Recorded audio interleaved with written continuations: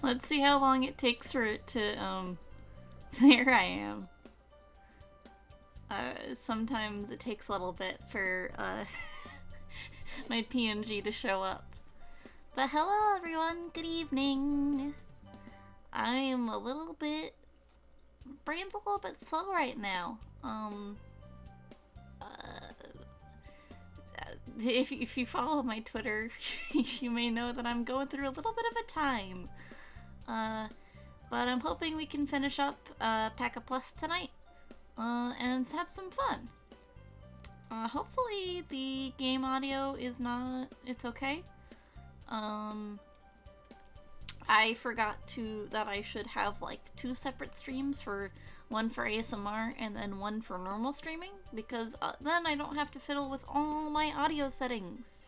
So, you know, it is what it is.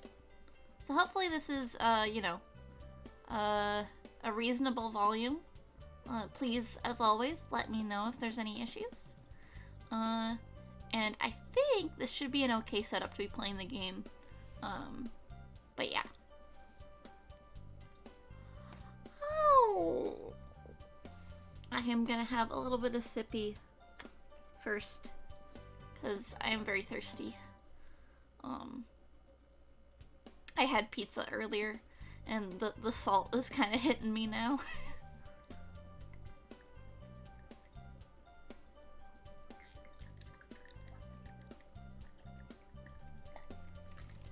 I need to clean my normal water bottle, because this one I have to like tilt my head like all the way back to get water to come out, and I don't like that.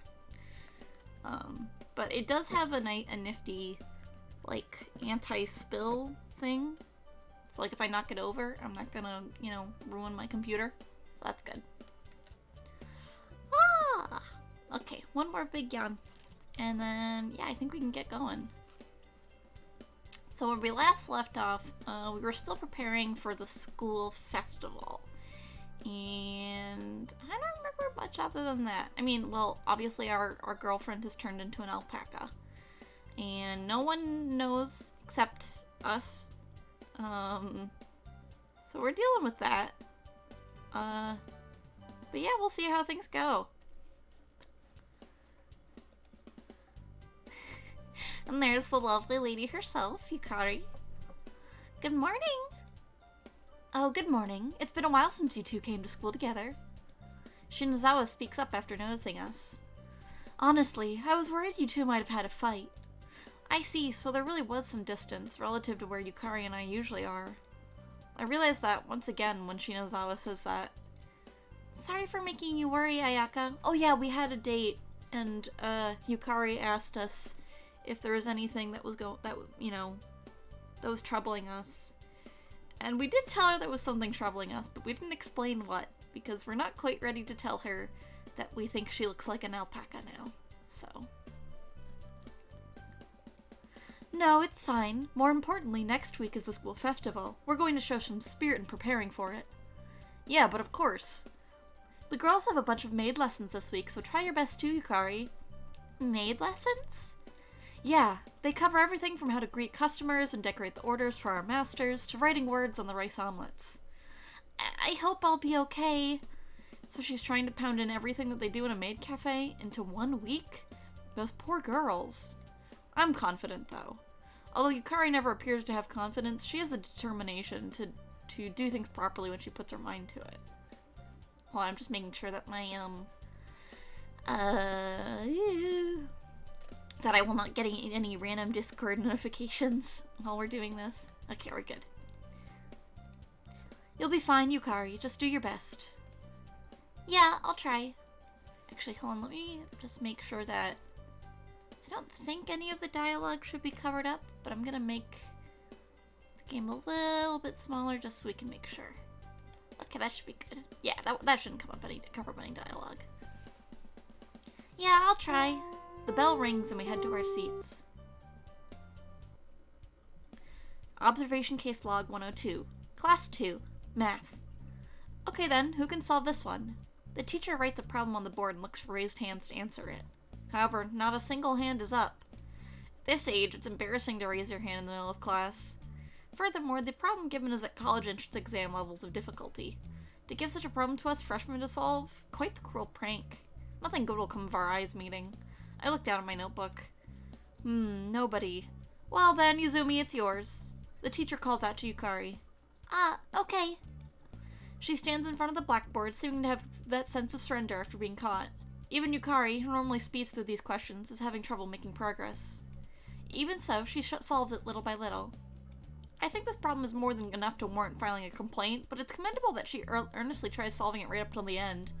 After filling up about half the blackboard, Yukari stops. Then a bit of silence follows. Teacher, I don't know how to do the rest. Yukari announces her surrender to the teacher. This is all correct. Can anyone solve the rest? Me. The student who raises his hand is widely considered the biggest nerd in class. What? If you knew, then why didn't you raise your hand in the first place? Or is it that he figured out how to solve it because of Yukari? Either way, I feel irritated by this four-eyed nerd. Hello! I am also a Four Eyes. Thank you very much. Okay, Kamakita, come up. You can return to your seat, Izumi. Okay. Yukari returns to her seat, looking a bit disheartened. Shocked she couldn't answer the question, and embarrassed she had to say in front of everyone else that she didn't know. It feels like both of those. It's not Yukari's fault. Actually, a teacher shouldn't be giving out a problem like this. I'll go comfort her later. She's probably bothered by it. Perhaps I should say that I understand how she's feeling. Up until now, I couldn't tell what alpaca Yukari was thinking until I spoke with her. Yet today I understand fully. By stepping back and taking a good look, I can see there isn't any change in Yukari's mood or behavior. There's no change, meaning this observation case log of mine has absolutely no point whatsoever. I don't need this log. I throw all the observation case logs out of my mind.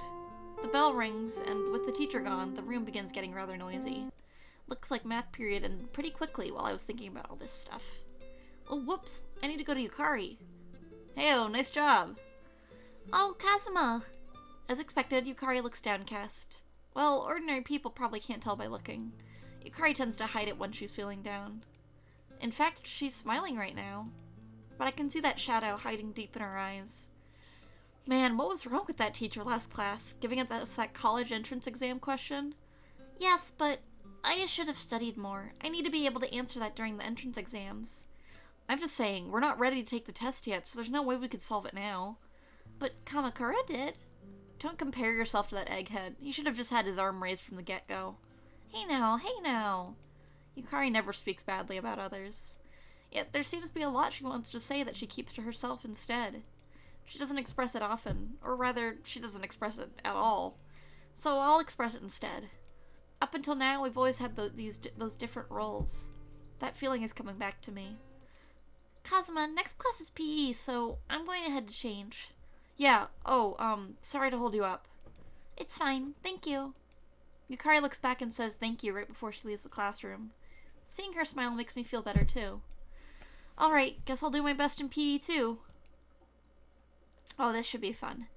One moment, I need to just check on something really quick.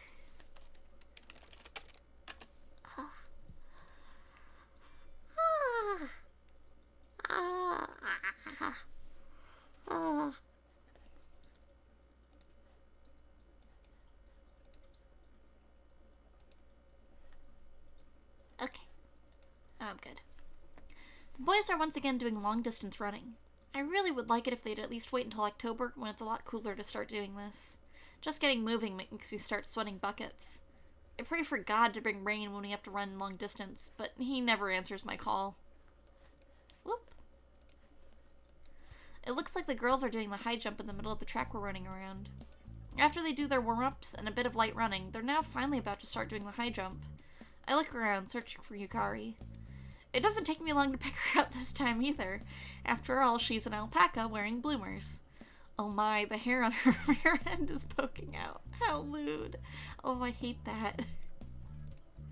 Oh, looks like she noticed. She fixes the hem of her bloomers by herself. Okay, let's start from Watanabe today. Looks like they're going from the bottom of roll call. That means Yukari will be near the back. Last week in PE, Yukari wasn't able to complete a single high jump. I hope she can get over it this week. I'm finally about to surpass one of those walls in my own life. The first person finishes, then the second, then it's finally Yukari's turn. I can tell even from this far away that she's tense. It sort of feels like I've caught that tension, and I straighten up as well. Yukari starts off. It looks like she's... Yes, she can do it. I believe in her. Hi, Kibby! It looks like she's coordinating her steps to match up to the moment she jumps. 1, 2, 3, and jump! By the looks of it, that's a pretty decent takeoff. I can't get over her little shoes. Seems like she'll make it, right? Yes, she should. Yukari's body lifts up and goes higher and higher. A beautiful curve that doesn't appear to be weighed down. It's at that moment, when it seems as if she spread wings, that Yukari's body passes completely over the high jump bar. It all happens in just a brief moment, but it'll be burned forever in my memory. After flying over, she just lets gravity do the rest. Yukari falls down on the mat. I want to start clapping, but I remember that I'm in class right now. If I was a girl, I would go up to her and applaud. I feel a twitch that makes me want to do that right now. Do it! Go support your girlfriend, Kazuma! Jeez. It really doesn't mean much of anything to the other students that Yukari is able to complete the high jump. However, I can see how satisfied she is by looking at her face. I'll congratulate her later. She'll love it. Yo, hey, Saiki, you're ogling Izumi too much. Actually, unless you start running right, you're gonna get yelled at. It's fine, it's fine. The teacher's gazing at the time, so he doesn't have time to watch us, I tell you.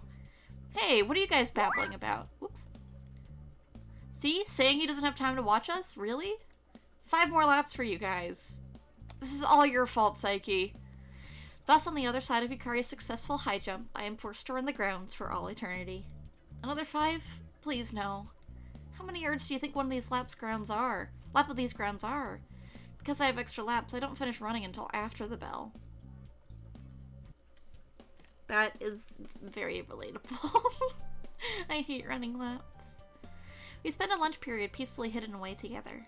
Actually, I woke up early to make her lunch as a sort of apology for up till now. Yukari eats it happily. Kazuma's rice omelets really are the best. You do love your rice omelets. It's bliss to have your favorites. It means you can make it through even if bad stuff happens. Was there something? A bad thing? Not today, but I was a bit annoyed that I wasn't able to do the high jump in PE. That's why I ate my rice omelets and practiced hard. Is that so? Because of that, I was able to do the high jump today. So she was able to do the high jump today because she practiced extra hard after all. Yeah, I watched all of it. What? You were watching? She didn't notice. Remember how I had to run until the bell? That was because they got angry that I was watching you. So that's why. I'm sorry about that, since it was my fault. What are you saying? I watched because I wanted to. I do feel bad about getting my classmate caught up in it too, though. You did well. I rub Yukari's head as I say that. Her expression seems to say it tickles, but she doesn't fight back in the least. She may say random stuff like that, but she still loves getting praised. Feeling the warmth from her fur, I'm about to embrace her again, but I hold myself back with the power of rationality. Well, it's about time to start the surprise event. I went ahead and purchased dessert from the school cafeteria. What's more, they were selling a new favorite flavor of jelly. I mean, they call it a new flavor, but they're probably just doing market research. I peel off the lid and give it to Yukari. Here, dessert. It's a reward for you trying so hard, Yukari. Didn't you guys just eat lunch? Why are you going to the cafeteria now?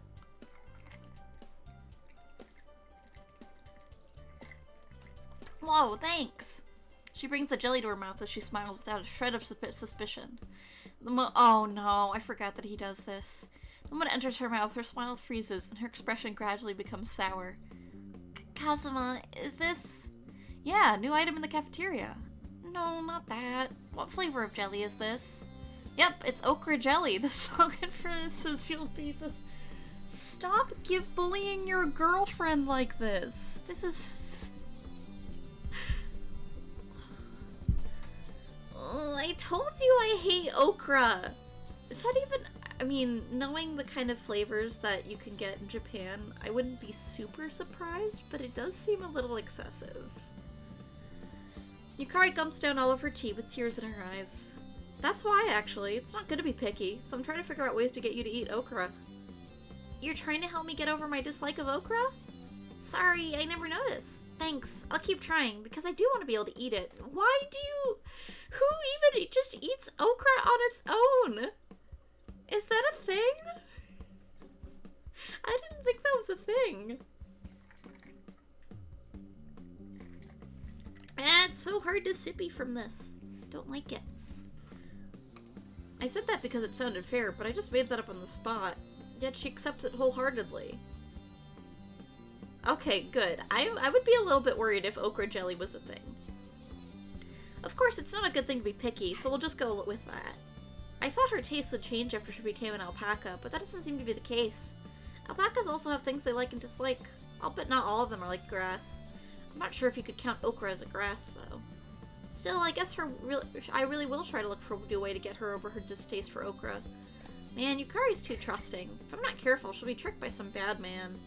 Or, I guess it's fine if I'm always by her side. Alright, it's about time to head back to class. Got to make it through the afternoon classes, too. Yeah! Ah! I'm just spilling water all over myself.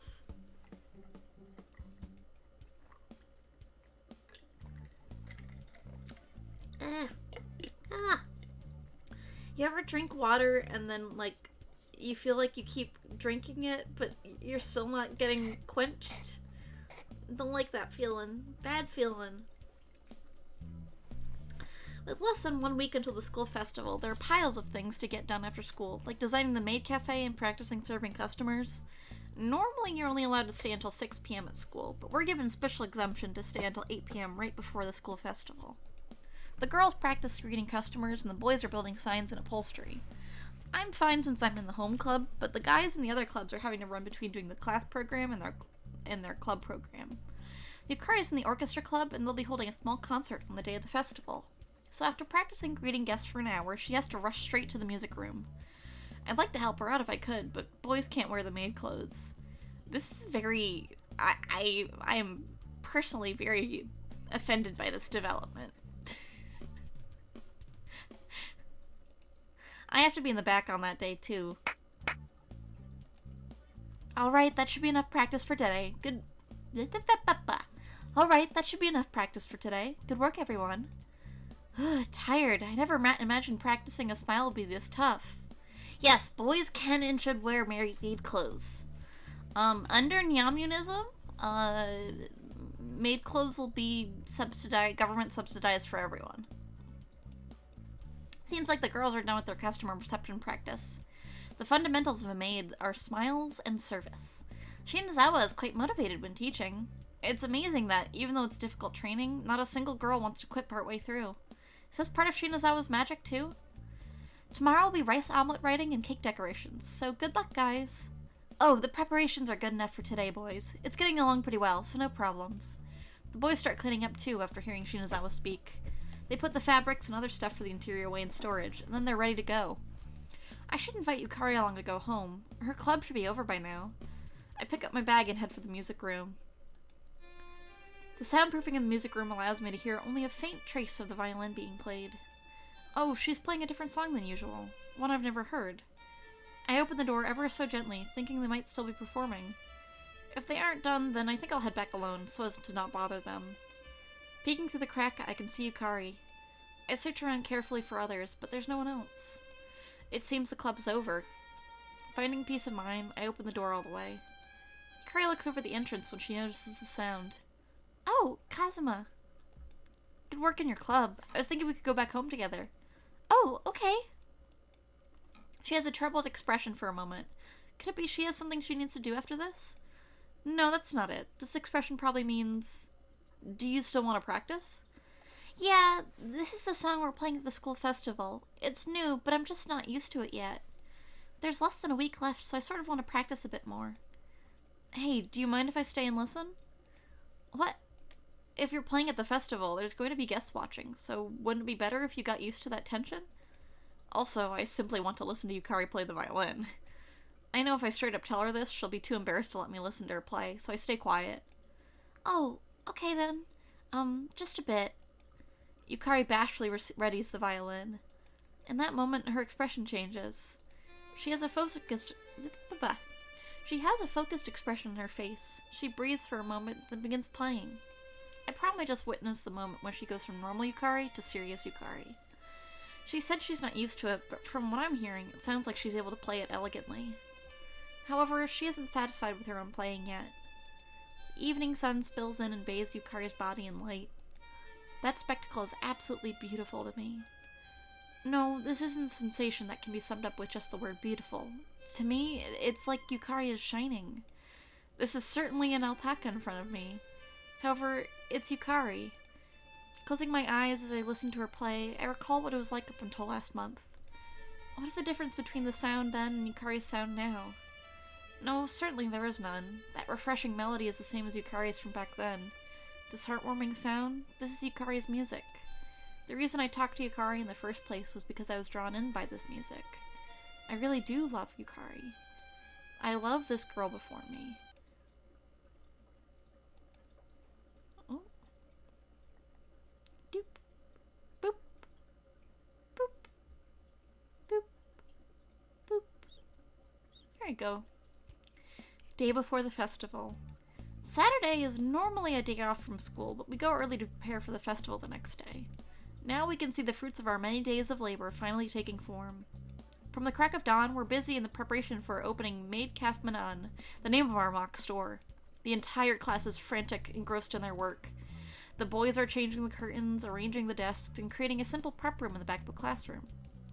Hey, this divider cloth wasn't cut to the right size. What? It should have been measured to the right size. Oh, this isn't the one for the curtain. Oh, what? Oh, my bad, my bad. Saiki, come here for a second. What is it? I rush over when Shinazawa beckons. Can I put you in charge of the quasi-kitchen? Quasi?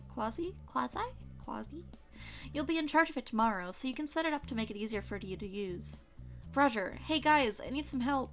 I call for some guys and start working on the kitchen. I'll go see how the costumes are coming along then. Uh-huh.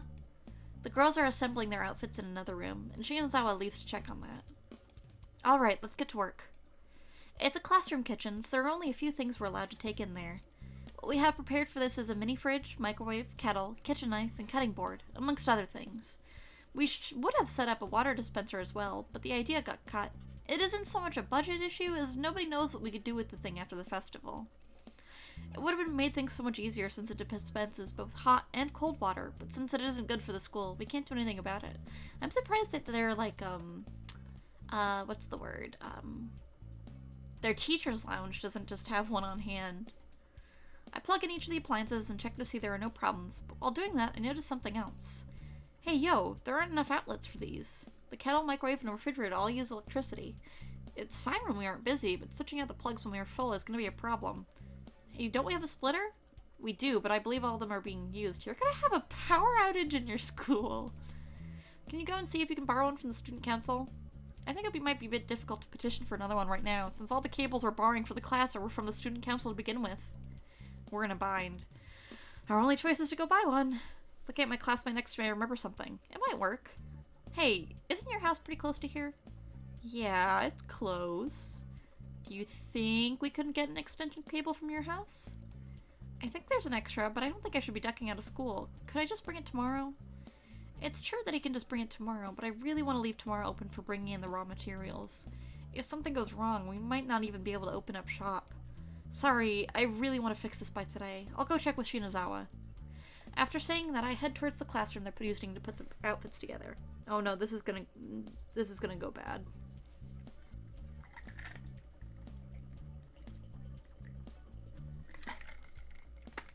Ah, it's so hard to drink water. Oh, it could be also because I have ice in this. That might not be helpful. A girl's shrill cry can be heard from within the classroom. Eee, cute! Isn't this skirt a bit too short, though?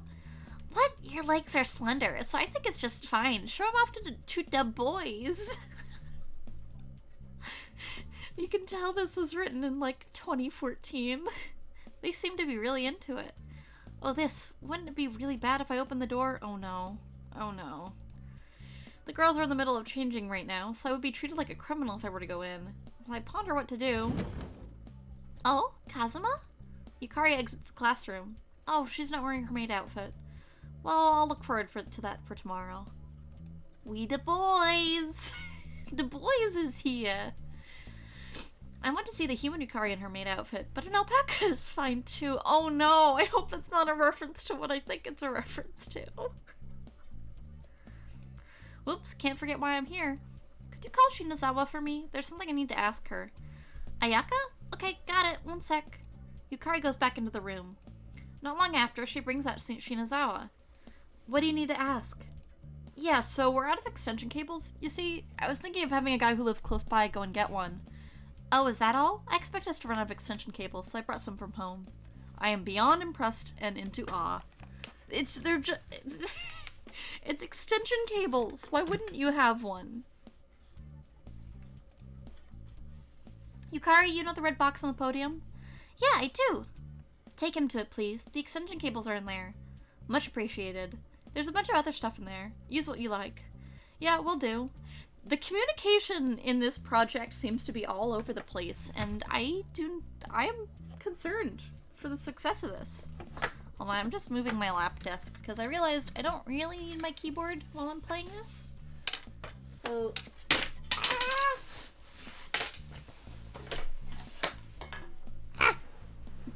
Okay. So I'm just trying to get a little more comfortable. That good? That good? No, that doesn't work. What about this textbook? You don't have a mouse pad, use a textbook. She quickly heads back into the classroom after saying that. Well then, let's go Kazuma. We turn to the classroom and acquire the extension cable. Then Yukari's phone rings. What the?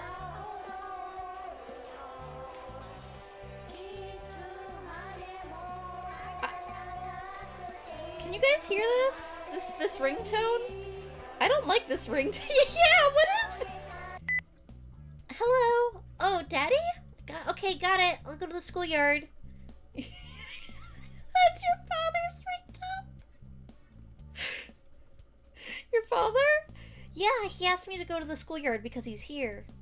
Alright, athletic club. We need your help carrying stuff. Alright, let me at it.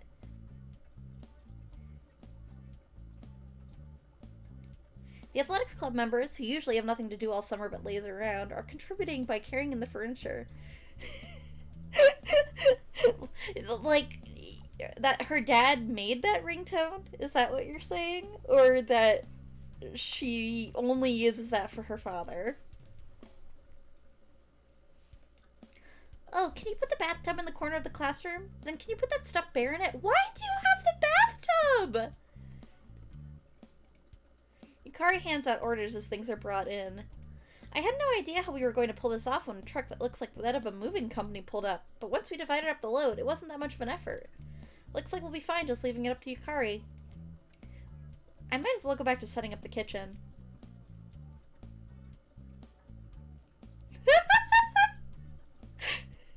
It's a pretty horrible sound.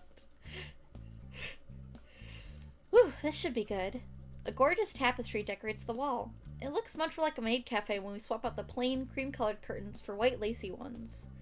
These incredibly luxurious decorations are a bit distracting, but at this point it doesn't matter. By the time the girls who are good at cooking finish the preparations for tomorrow's menu item, it is already starting to get dark outside. Wait, I thought the boys were doing all the cooking! Where are the girls? We're exhausted after having spent all day on pretty much nothing but preparing, but we're still in high spirits. We're gonna make this work tomorrow. No question. My planning is perfect. Yeah, let's all do our best. Everyone speaks individually of how they feel about tomorrow. Preparations for the school festival are done. Now there's just tomorrow. No matter how you slice it, tomorrow is everything. We're gonna make this work. Seeing everyone off from the classroom, we turn off the lights and make our way home. I'm looking forward to the school festival tomorrow. I can tell you've said it like 5 times in 5 different ways. Hence, therefore, while it may be difficult for students, as their duty remains the pursuit of knowledge, however, the establishment of solid blah blah blah blah blah blah blah. The success of the school festival, managed and administered by guys towards woo. The principal's long, pointless speech goes on from the crack of dawn into forever, but not a single student is listening. His long speech finally ends, and the students are released from the gym auditorium. It's 8:30 a.m. now. Our cafe opens at 10 a.m. We need to perform a final preparation check before then. Girls, go to the dressing room and change. Boys, run a final check on the menu. Buy any drinks we're low on. On Shinazawa's signal, everyone checks on their assigned tasks and the girls go to change. Her leadership skills are amazing. I check to see how the coffee maker is doing and check on the drinks in the cooler. As long as the boss and his daughter bring the cakes, I'll have fulfilled my responsibilities. Hey, Kazuma! Someone taps me on the back. Turning around, I see Yukari in her maid outfit! How is it? Oh, she's perfect. She looks perfect. Oh, she's so cute. Look at her little headband. And her little skirt. Oh. Yukari blushes as she inquires, how do you notice that an alpaca's blushing? Okay. How to express this? It's certainly cute, but it's as if it is from an art exhibit. Like it was donated to us from some art museum. Seemingly responding to my silence, Yukari's expression starts to turn worried and gloomy. Cute! It really suits you, I follow up frantically. She still seems displeased and puffs out a bit. So what was the pause there? I was taken with you. That's not how it looked to me, though. My cell phone rings. Saved by the bell, literally. Looking at the screen, I see it's from my boss. Yes, hello.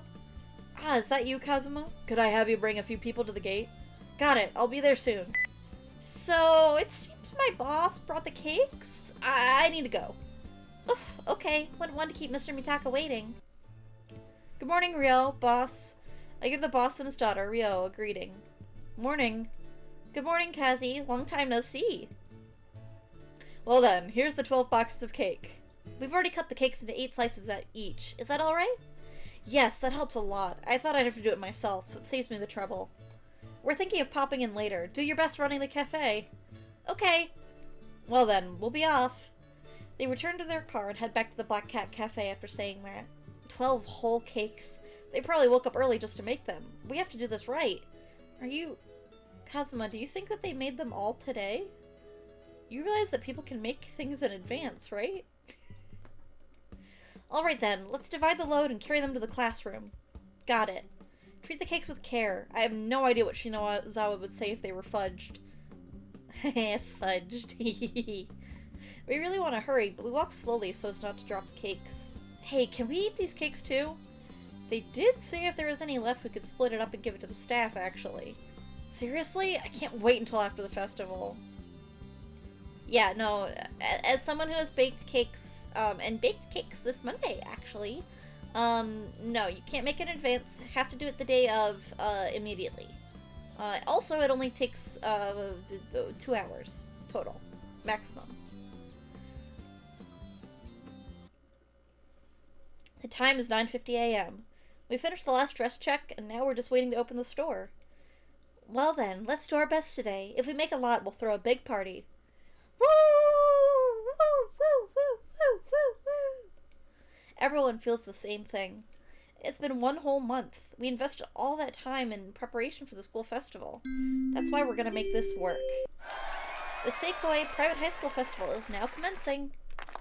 Clapping comes from everywhere.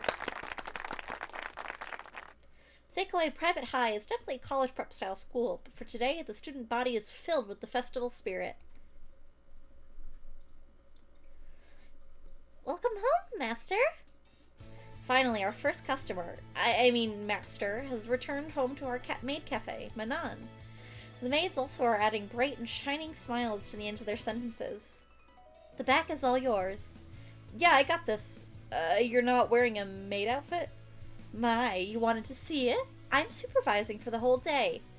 Is that so? Well, if you want to see me in a maid outfit, yeah, you should come to the winter festival. There's a festival in the winter? I'll go if I have the chance. Order up, 1 each, rice omelet meal and chiffon cake set, hot milk tea and ginger ale. Our memorable first order comes as Shinazawa and I talk. Well then, do your best. She says that and sprints off quickly. I still glances into the shop as I press my first order. Welcome home, master, mistress! It's only been 30 minutes since we've opened, and the seats are full. There's a line outside. it isn't just students. There are businessmen lined up outside the entrance, too, as well as guys I could really only describe as giant man-children. Oh no, that is very concerning. This is a festival for high schoolers? Why are there adults here that aren't family members? Oh, hold on, we can see. Ah! No! Get out of here! Even if this is a festival where there are a lot of non-student visitors, what's the meaning of this? Could it be? Hey, are you sure we should have spent this much on raw materials? I remember seeing the budget outline for this maid cafe. Not a problem. This maid cafe is gonna make money for sure. I made sure to properly advertise it. God damn it, Ayaka. This is most likely the effect of her advertising. I can see the grin on Shinazawa's face as she chuckles to herself behind the cashier desk. This has gone beyond impressive and into dumbfounding. She probably made a website and wrote about it on some maid cafe and school event forums. 2 latte art, order up. An order comes in as I think about that. Looks like I won't have any time to think to myself today. If I have time to think, I have time to act. Pouring the milk into the coffee, I then draw. One is a heart and the other is a rabbit. That should be good enough. I finish the heart, no problem, but I go too fast with the rabbit and the eyes end up a bit smooshed. I'm thinking of tossing it and starting a new one when... Oh, come on, the master's waiting. That's good enough. Saying that, she takes the cup of messed up rabbit to the front. I'm about to dive out there, but only the girls are allowed to interact with customers. Shinazawa would probably get angry if a boy were to go out there. I give up on running her down and start working on the next order. I'm still a bit worried, so I peek out. My apologies, Master. My hand slipped while I was thinking about you. Should I go fix it for you? No, it's fine, it's fine. This is just proof that you care about me. In fact, this is a totally rare item. You're so full of kindness. You're amazing, Master. Girls are amazing. Or should I say, frightening. While I think of that, my eyes meet with that girl's. Her expression seems to say, see? I look around for Yukari, wondering if she started acting like that. But it turns out she's working the cash register. I await your return, Master. Yeah, I'll be home later, Yukari. May I shake your hand before I go? Yo, hey, who said you could be fresh with my... My rage begins boiling up. Don't bother holding this guy's hand. Yukari's troubled. Hey, what do you think you're doing, bro? One of my classmates delivers a flying kick to that master as I ponder if I should step in. That certainly looks painful. Bro? Because you keep doing stuff like this, they call you the Prince of Perverts. Show some restraint. This doesn't count as sexual harassment. If shaking their hands counts as harassment, then how about for those 48 idol girls?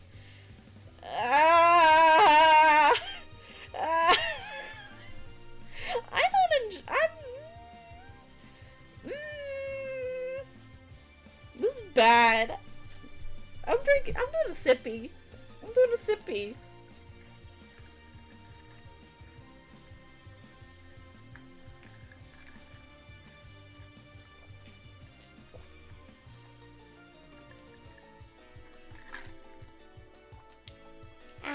Sippy, sippy, sippy.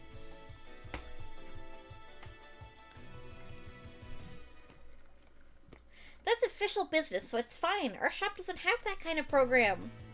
Hey now, princes and princesses. Time for relaxies. You're right. This isn't something that should be done in the store. Come now, Prince. Let us walk these to the next stand.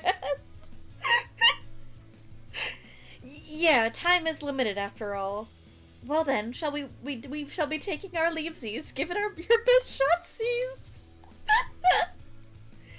Yeah, counting on you to watch after the Prince of Pervs for me. It becomes pretty quiet after the noisy pair leaves the store. Sorry about that, Yukari. My brother has wronged you. The student bows her head to Yukari.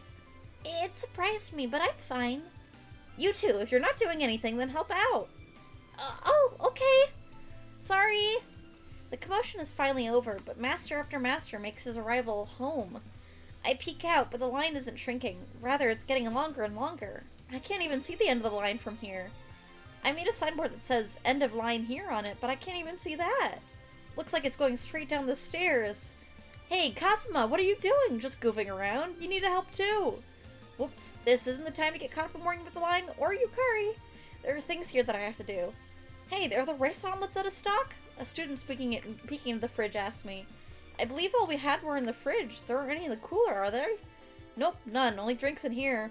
The boy answers after checking the cooler. Oh man, it's still only 11:30 a.m. Running out of supplies and it's not even noon yet? Doesn't this seem a bit bad? Oh damn, I need to grab all the menus and put sold out stickers on them. Order up, rice omelet meal with ginger ale. Speak of the devil. Actually, we just ran out of rice omelets. Can I ask you to pick up all the menus while you're going to apologize? Oh, is that so? I do wish you'd told me about that stuff sooner. In spite of the annoyed tone of her response, she still goes to the master.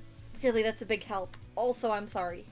With how fast things are moving, though, will the food we have left be enough? Well, we'll cross that bridge when we come to it. Why don't you have supplies on hand to make more? The time is 1:30 p.m. After the rice omelets, all the sandwiches sell out. It looks like the stable will sell out at lunch. Also, it's long past time to change shifts, but the store hasn't settled down. What's going on? We even planned for extra staffing during lunchtime to help increase the turnover rate. Now that we're past the rush, a few people can finally take a break, but as a committee member, I can't leave with them. There won't be anyone coming to relieve me for another half an hour. Our class is split up into 3 shifts for this, by the way. In general, 5 maids, 3 kitchen staff, and 1 each of liaison and sign flipper. Order up 2 cake sets, 1 shortcake, and 1 gâteau chocolat, both with iced tea. Roger. Oh, Yukari. I hail Yukari as she goes back to greet customers. Yes? Aren't you tired? You should take a break too. I'm still fine. The other 2 girls just took theirs, so I'll keep going a bit more. I see. Don't push yourself. Yeah, you too. Let's go see the festival later. Oh, yeah. That's right. I forgot since I'm glued to the maid cafe, but the other classes are doing different kinds of stands as well. Stuff like haunted houses, mazes, crepe or takoyaki stands, and the like. A lineup where one could easily play and eat to their heart's content. I am still so sad that, my school and high school never got to do any festival stuff, because I would have loved to do a haunted house. Once the pandemic is over, I really want to go to a haunted house for next Halloween, or even before that, because I love spooky stuff. I'll go see them with Yukari later. I feel like I can put up with a bit more thinking about that. Yukari, can you take my order yet? I hear someone calling Yukari's name from far off. Okay, will do. Well, see you later. Yukari speaks up, then goes to the master's side. It's said the outfit makes the maid, but the popularity of our cafe is just incredible.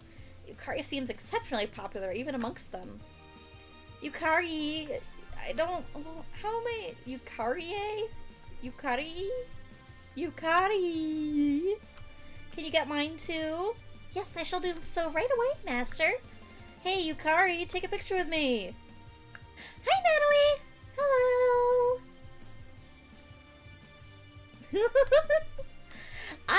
I feel like I scare really easily, but I also enjoy getting scared, so I don't know how I would react at a haunted house.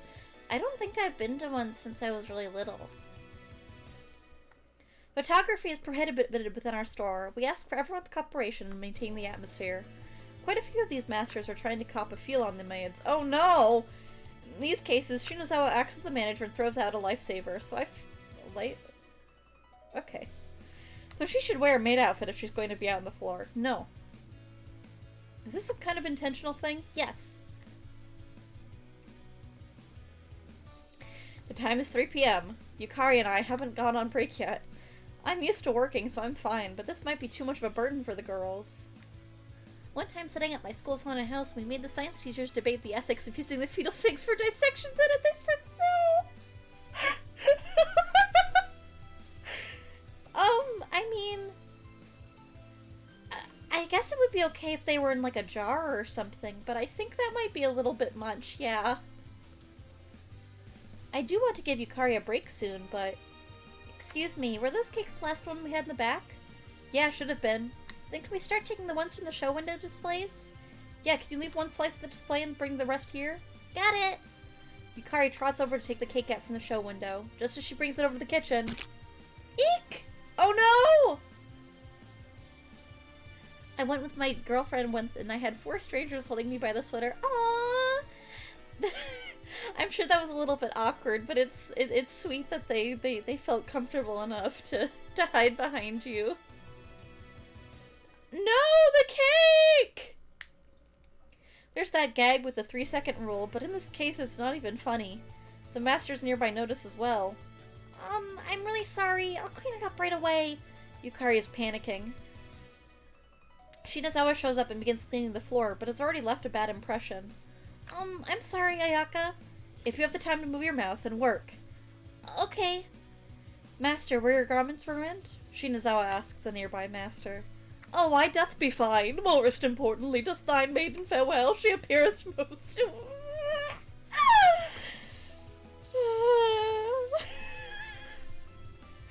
Your kindness is most appreciated. Come on, Yukari, apologize. Yes, I'm sorry. Yukari stops wiping the floor down and goes to bow to the master. Yukari is probably at her limits now. Now we have one more problem. We're now down to two whole cakes. The booths are closing in about an hour, but with how things are right now, 16 slices will be gone in an instant. It's certainly painful to have lost a whole cake. We can't even make anything right now, because others are using the school kitchen. No, you wouldn't be able to make anything regardless in an hour! How long do you think cakes take? It took me, like, 5 hours total to make my mom's birthday cake. Because I spent like an hour and a half baking it, and then I had to let it cool, and then make the frosting, and then frost it. Very silly. Shinazawa! I call out to her from behind the kitchen's drop curtain. Yes? Only 16 pieces of cake left. Order up 2 cake sets, both gâteau chocolat. One with iced café au lait, the other with oolong tea. Gotcha! 14 pieces left. Will it be enough? Honestly, we're going to sell out at this rate. So I was thinking of going to the school kitchen to see if they can make something for us. No, they don't have time! No! You can't just go get cake! I run from the classroom with my apron still on. Our class is on the 2nd floor. The school kitchen is on the corner of the 1st floor. Yes, what is it? Dish member. Dish member. Dish member.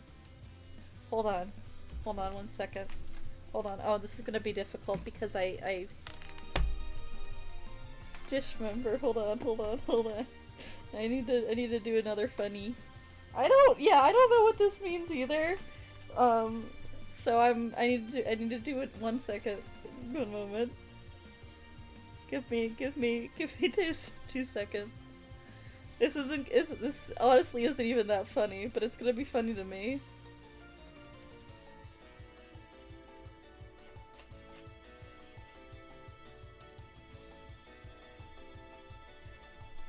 I should probably sit up, so this is a little bit easier. Oh, I really need to get a proper streaming setup so I'm not sitting on the floor.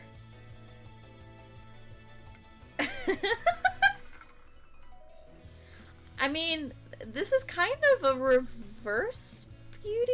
I don't even know what you would consider this situation.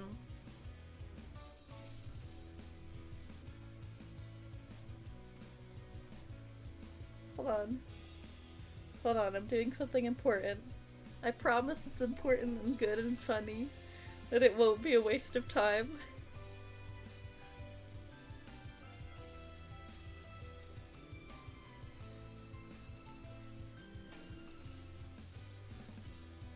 Okay, please. Cooperate. Cooperate, please. Yes. Okay. Okay. Save. Okay. Okay, please hold. Okay. This is stupid.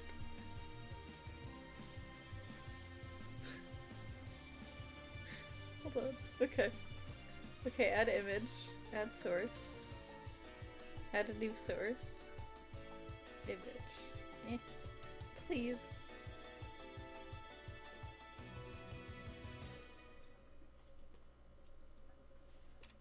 Okay, screenshots. Screenshots.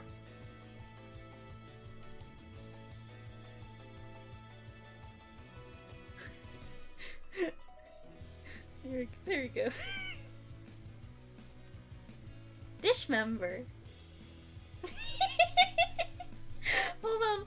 I could make it really small. I could make it really small, and then I could make it like a name tag. Here we go. Dish member. Dish member. Hello! Welcome to the cafe. My name is Dish Member.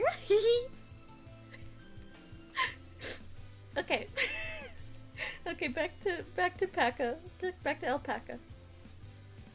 Actually, we have a maid cafe going right now, but a few of the menu items ran out, so we're wondering if we could make a few things here? I plead desperately, bowing my head so much I might as well be groveling. I beg if that's what it takes. I'd like to let you use one, but look. She shows me how many- oh, it's a girl. It's fine, girls can sound like that. She shows me how many things are going on inside after saying that. There are the cooking club members in the middle of teaching children how to bake cakes. I searched around to see if there are any available open spaces, but they're all filled up. We're in the middle of a lesson, so nothing will be available for a while. I see. Sorry about that. No, sorry for bothering you when you're so busy. After giving another slight bow, I return to our classroom. How about it? I make an X with my arms, breathing raggedly. No good. What to do? I think about what we could do, trying to catch my breath. I hear something fall over from inside the shop. Eek! Izumi! Izumi! Oh no! Oh no! When I do, I see Yukari collapse in the middle. Boys aren't supposed to be out in the open, but in a situation like this, even I can't be bothered with the rules. I quickly dash over to Yukari. Yukari? Yukari? Yes, Dish member. I call to her, but she gives no response. Psyche, take her to the nurse's office. I know. We're carrying an alpaca in a maid outfit in our arm. I know this is meant to be dramatic, but she's an alpaca. I head towards the nurse's office, holding Yukari, still wearing her maid outfit in my arms. On my way there, students and parents look at me with perplexed gazes, but that doesn't matter to me at all. I believe this is a light case of anemia. Is that so? It's likely built up fatigue from preparing for the festival and the day itself. She should wake up after resting for a while. I'm so glad she isn't actually sick. After leaving Yukari to rest in the nurse's office, I return to the classroom, but it seems that Shinazawa is being sensible and says we both can just take off. At the time, Shinazawa was trying to get one of the more effeminate boys to wear a maid outfit. Is this her idea of a replacement, I wonder? Finally! Regardless of the reason, I'm glad to get a break now. I'll stay by Yukari's side until she wakes up. Well, I have to make my rounds, but if anything happens, call my phone and I'll hurry back. Understood. Damn, looks like we won't be able to look around the school festival at all. Big dummy. I talk to Yukari as she sleeps. By the way, wild alpacas sleep in a strange sitting position. Oh, it is covered up a little bit. I knew that as soon as I said, oh, none of the text should be covered up. It would get covered up. There we go. Now you can read it. By the way, wild alpacas sleep in a strange sitting position with their head lowered, but right now Yukari's sleeping with her body beautifully stretched flat. I'm not very strong. I would try my best, but I don't think I could do it, honestly. She appears so human. That really messes me up. Just pick whether you're an alpaca or a human. Well, either Yukari is cute. The nurse's office door burst open. I thought the nurse had come back, but it's a girl wearing our school uniform. I feel like I remember her being in the same orchestra club as Yukari. Is Yukari here? Yukari's still sleeping here. What's wrong? The orchestra club presentation is at 5 p.m., but Yukari hasn't come yet, so I went to the classroom and was told she's in the nurse's office. Oh, I think this is their, localization attempt at Yukari-chan? Music member. Well, music member makes a little bit more sense, but dish member, like, it just seems so silly. The clock says 4:30 p.m. 30 minutes until the performance. Now that she mentioned it, I remember Yukari saying the orchestra club is having a concert during the school festival. Would she be able to go in this condition? Well, let's try waking her up. Yeah, like music club. What is Dish Club? I stand next to Yukari and call out to her. Yukari? Yukari, your concert's in 30 minutes. She shows no reaction at all. I shake her a bit. Yukari, come on. Do you really not care if you don't wake up? She really isn't responding. It's fine. Please don't force her to wake up. But poor Yukari looks so very busy with both the club and class program. That's even more of a reason. She practiced that hard, so she wants to go. The band member cuts me off without listening to the rest and speaks. That's why it sounded like she was trying too hard. Yukari's melody... Yukari has always played with such a long, blissful melody, but she hasn't been doing well lately. She's either tired or worried or something, so we cut her solo. I didn't know that. Yukari hadn't told me anything about that. Last time I heard her play in the music room, it didn't sound like that at all. Could it be that she wasn't sounding good during club?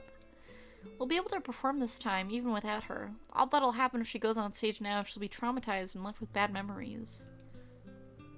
So letting her rest is in Yukari's best interest, too. At least, that's how I see it. I got it.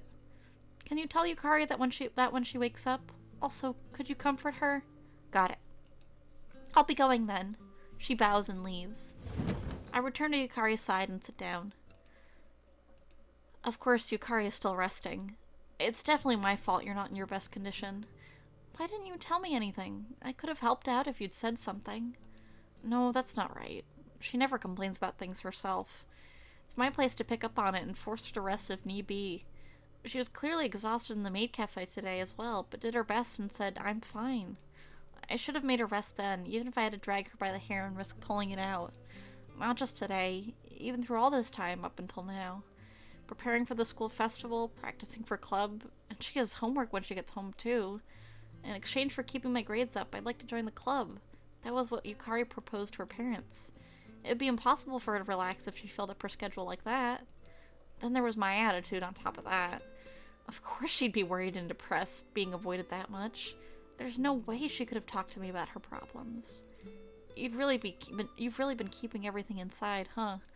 I stroke Yukari's head gently. Her body squirms like that tickles her, but it doesn't seem like her eyes are going to open. What am I doing? I'm her boyfriend. I never noticed. It's too late to notice now after she collapses. I want to hit myself. I'd just make Yukari sad if I did that. Oh, come to think of it, something like this happened before. Yes, that was a snowy winter. That time I was preparing for my entrance exam. Yukari's school of choice was a school above this one, where you'd be able to go straight into college. No, it had been decided for her that it was her choice. She studied day in and day out. Her stress piled up and she couldn't even play her beloved violin. You okay, Izumi? You're not looking too good. Really? It's probably because it's so cold.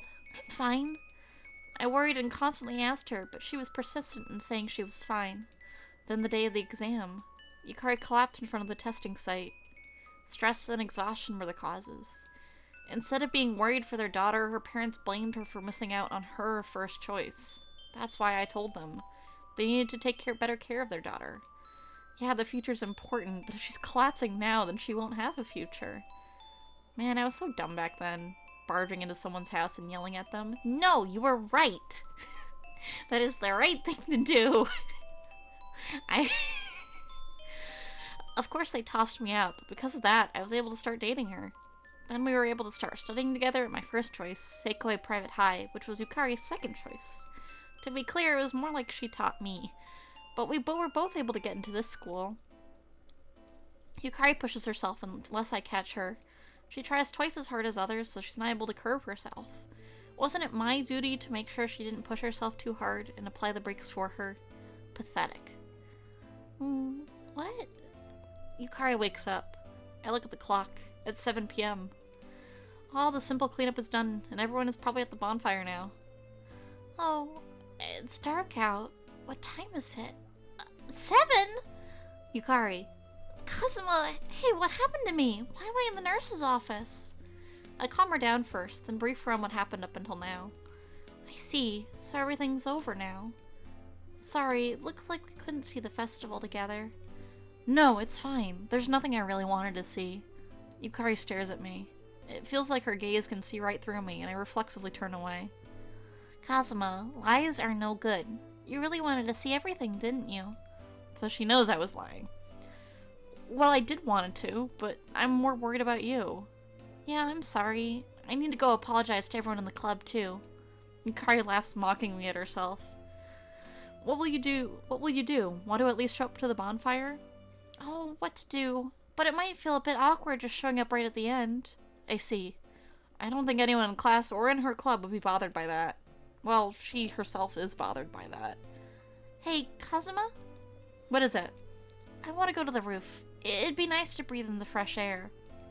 Got it. Let's go. We leave the nurse's office and head for the roof. The wind feels nice. Yukari stretches. That makes me stretch as well. Being this late, it's gotten pretty cold. That means summer is all but over. For the record, September is considered fall. Just saying. That's true. We fail to continue the conversation past that and fall into silence. Kazuma, you know... There's something I felt like I had to tell you, but I've kept quiet about it all this time. It's too late now, but my solo part in the performance was cut out. Then what the girl from the orchestra club said is true. I intended to try my absolute hardest, but it looks like the intent was all I had. Tears well up in Yukari's eyes. I feel worthless. Nothing is going well. I'm trying my best, but I can't do anything. I have nothing to show. That's not... Even today, I collapsed partway through the maid cafe. What is this music? What is this music? Perfect time for me to take a little sippy.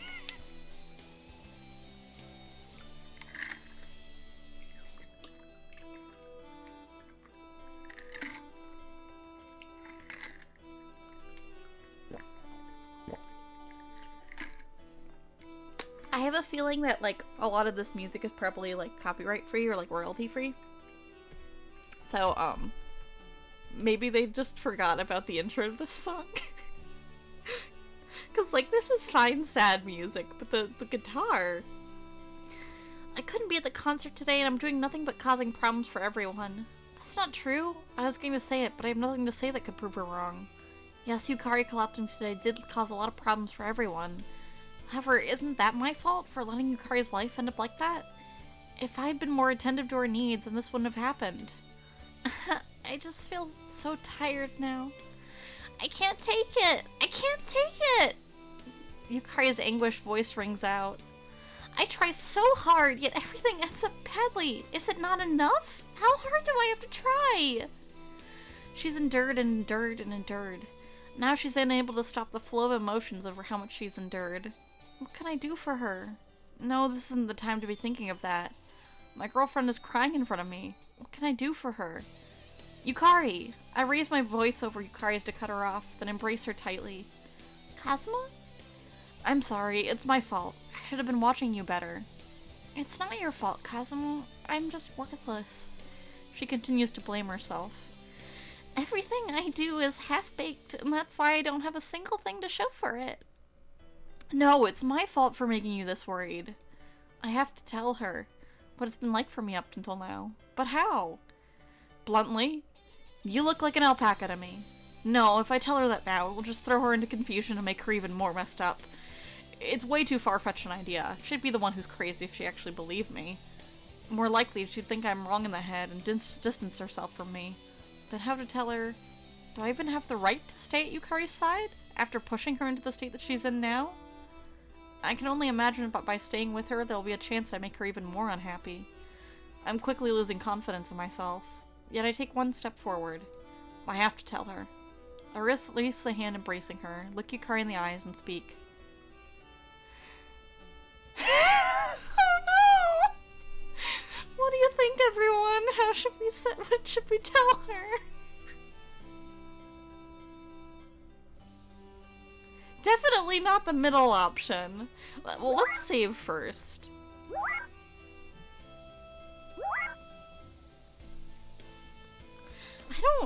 Do you like alpaca? That's not a good... I don't think that would... I don't even understand how, like, the thought process... Normally I'm pretty good at dating sims, but... Yeah! I guess, should we just tell her bluntly?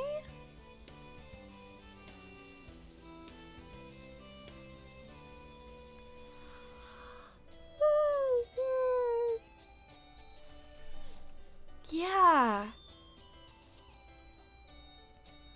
Well, okay. Let's go with the blunt option, and then if we really don't like her reaction, we'll reload. Yukari, you look like an alpaca to me. Well, what do you mean? Yukari doesn't seem to understand what I'm saying.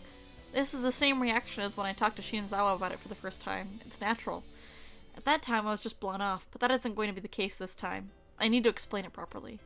I mean, right now, standing in front of me, you look like an alpaca. Alpaca meaning those animals you love? Yeah, exactly. What do you mean? I don't understand.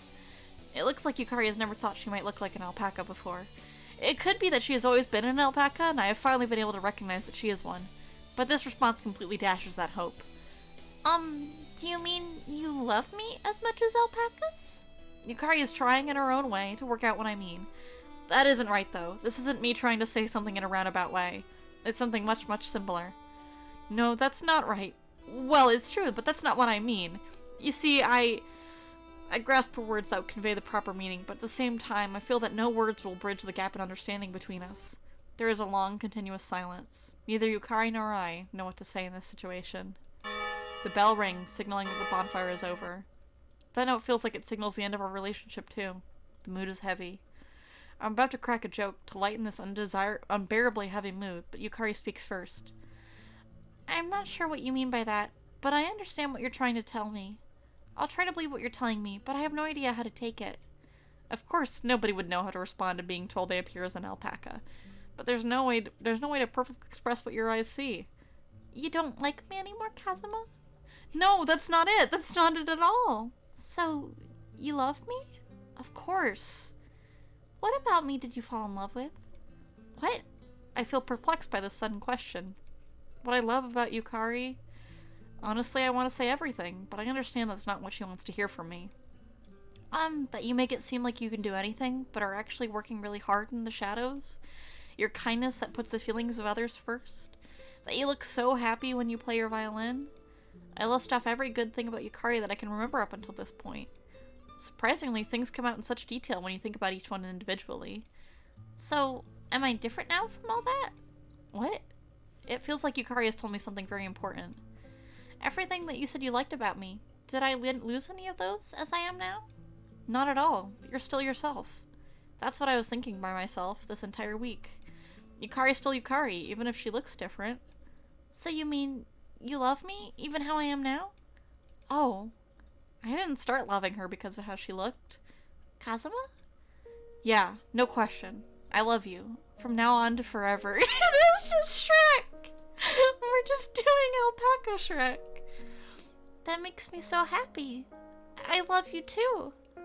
That's right. Yukari is who I love. Regardless of whether she's human or an alpaca, you're my girl. Kazuma. I reach over to Yukari and hug her tight. Yukari, you're warm. You are too. I'm not seeking out the warmth of her alpaca fur this time. I just want to embrace Yukari. The autumn night is a bit chilly. The intermittent breezes make us shiver, but if we stay like this, we'll be fine. Although that's just an excuse to hold her. Yukari and me.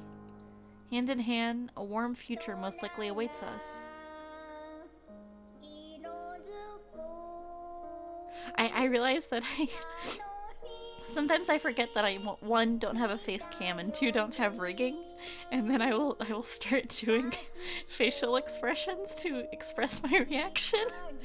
But I want you to know that when the song started playing and I started hearing the singing, I just started looking back and forth. I'm very confused. Gazing into Yukari's beady alpaca eyes, I make up my mind. From now and forever, I'll live my life with this alpaca that is Yukari.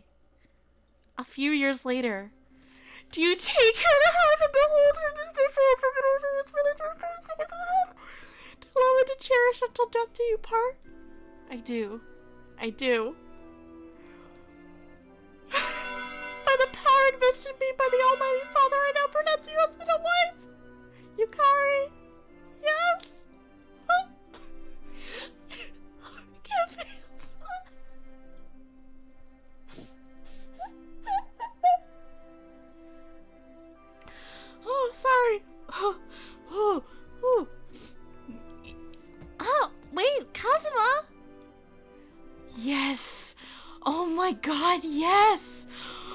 Oh my god!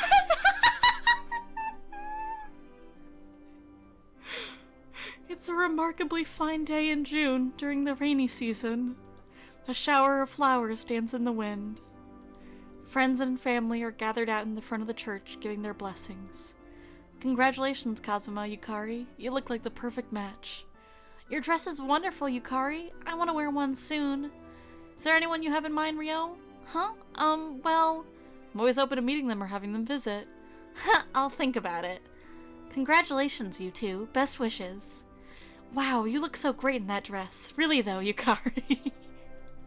A bridal line might be worth looking into. Wait, but the budget. We want to have cute brides soon too. Man, you need a girlfriend first at least. No, it's fine. I'm going to become a wizard. What? You're gonna form a contract with some white furry thing? I want a girlfriend. This is getting depressing, so let's stop talking about it. Yeah. A few are not in the mood to bless anything, however. On a different topic, we never were able to figure out what happened on Yukari's birthday. But other than Yukari becoming an alpaca, no other mysterious occurrences happen. Time passes, and embracing things as they are now. Yeah, I know, right? Who invites incels to their wedding? Time passes, and embracing things as they are now, it starts to feel like the time we frantically tried to solve that mystery was nothing but a dream. After that, Yukari and I live on as an ordinary couple. At times, we celebrate together, like the big party we threw when we were accepted into the same college. At times, just fluffing Yukari so much she gets annoyed, saying, "Get off!" It escalated into a big fight. Rather, it was completely my fault, so I apologized, before we finally made up somehow. They're trifling matters, but those small joys and pains are precious to the two of us. When we decided to marry, both of our families worried, feeling it might be too early. Her father, especially, kept telling me to head over for a talk. Time and again, I had to listen to her father tell me he couldn't give her up, while clueless as to what we had to say to him in return. It was quite the ordeal. But now those are all just fond memories.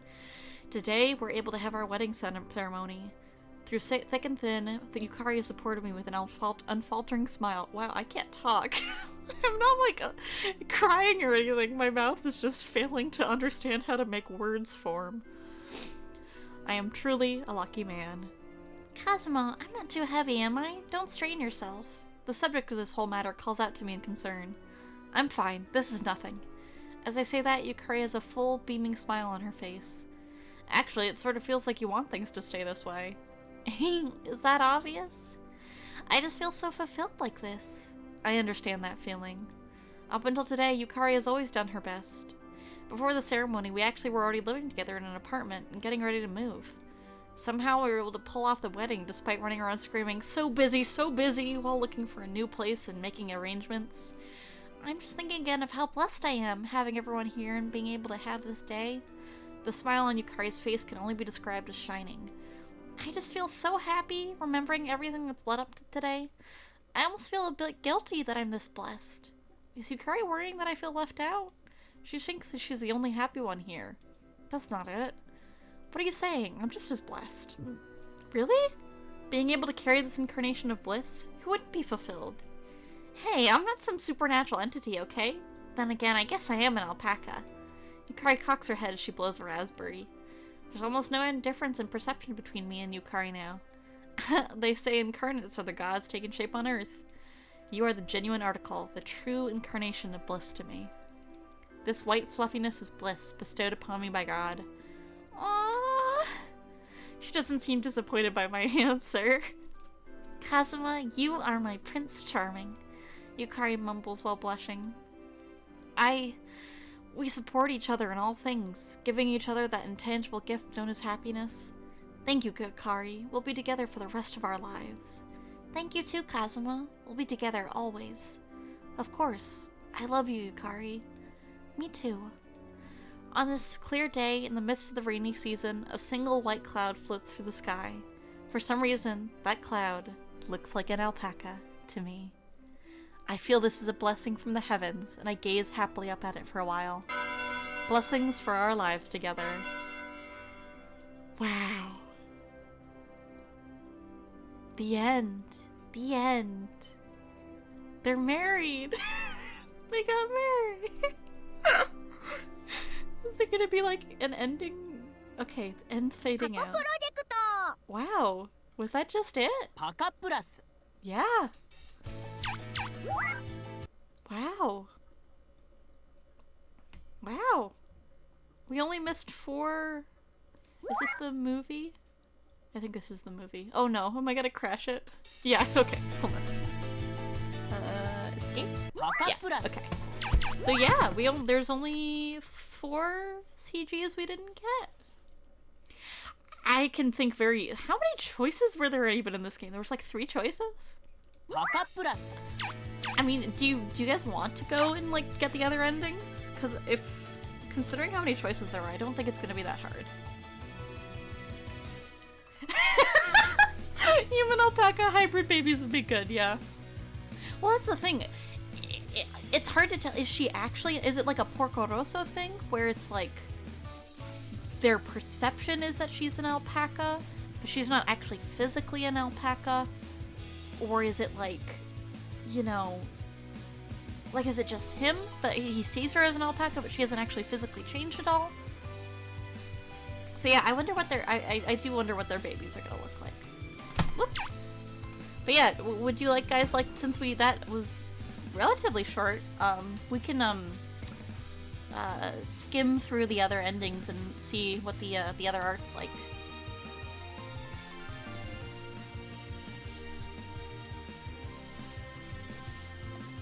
I think before we do that though, I'm going to go get some more water because I have drunk a lot of water because I'm constantly, you know, reading out loud text. So I'll be right back. I should probably make a BRB screen. I forgot to do that. I had an old one, but then I just forgot to remake it. So, okay, I'll be right back.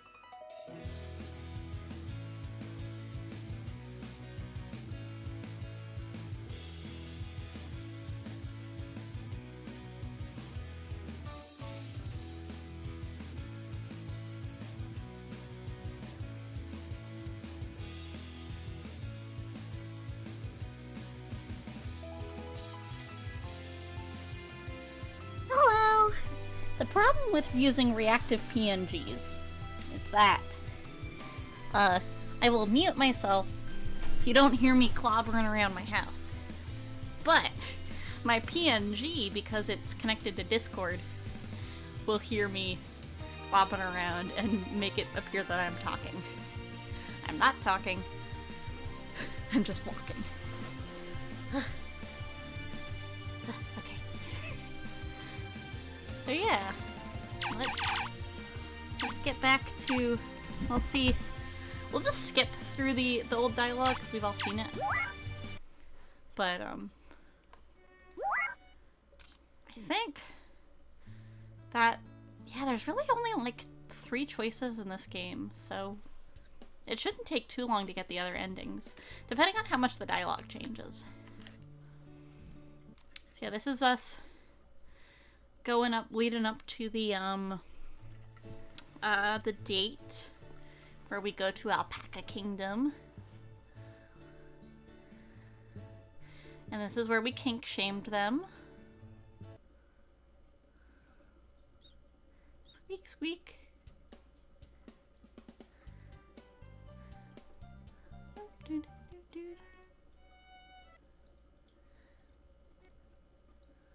I have to say, I do prefer her alpaca design.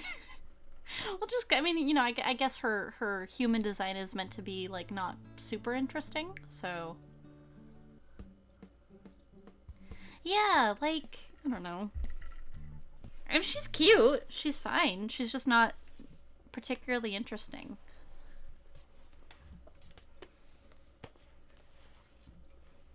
Okay, this is the part of the game where it actually starts skipping days a little bit more. Squeak, squeak. Yes, alpacas. Oh, so cute. Oh.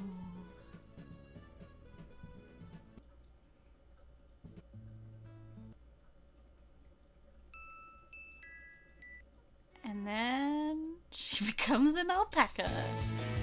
And then it plays the opening. Oh no, can I not skip the opening? I guess I'm trying, but it's not letting me. I guess enjoy the opening again. I'm sure alpaca meets a thing. I mean, humans will eat, basically. You know.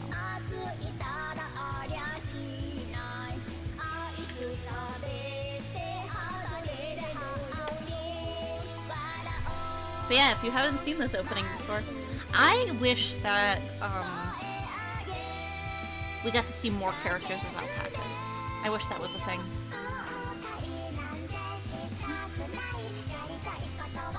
The opening is pretty catchy, actually.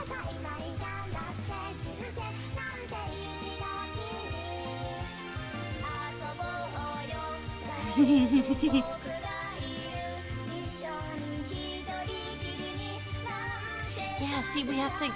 That's a CG. I know there's a CG where we kiss her. And then either she turns back into a human or we turn into an alpaca?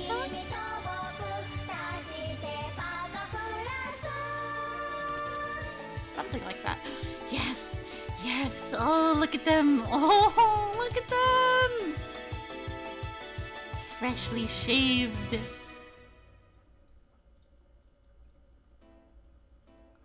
I think the first choice we have is to tell our classmate that she looks like an alpaca.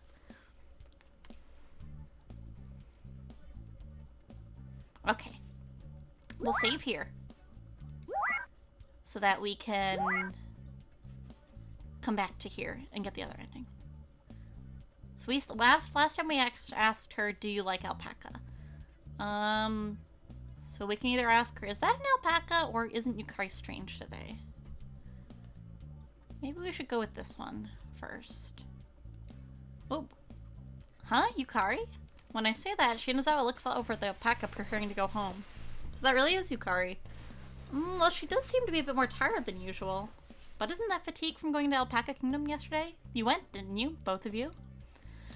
Well, yeah, that's true, but that's not what I'm talking about. It's fine. If she has a nice long rest today, she'll be back to normal tomorrow. Shinazawa was mistaken, thinking that I'm worried about Yukari seeming unwell. However, it feels like the conversation will go forward even if I explain further. Yeah, you're right. Tomorrow, everything should be back to normal. I mean that in more ways than one. Well, I'm going home. Saying that, Shinazawa heads home. Alright, now that I have some advice from a friend, I should reassess this. I appear to be the only one in this classroom who sees the alpaca. In fact, I feel like there's something I have to admit now. That alpaca really is... Kazuma, let's go home! Speak the alpaca, and it arrives. Oh, this feels so weird, I can't even look at her. My feeling is that I should just accept it, damn it, and I can't accept that Yukari is an alpaca now. Struggle against each other.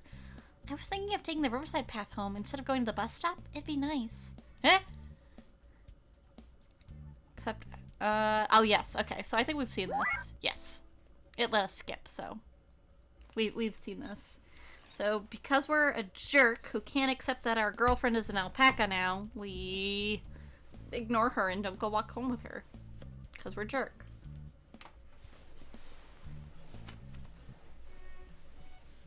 And there she is.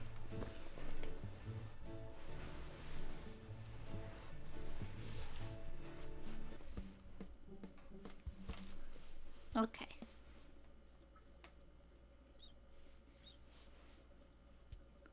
And then we're getting I still can't get over the stupid bathtub thing. Why did they bring the bathtub to the maid cafe? It's so silly.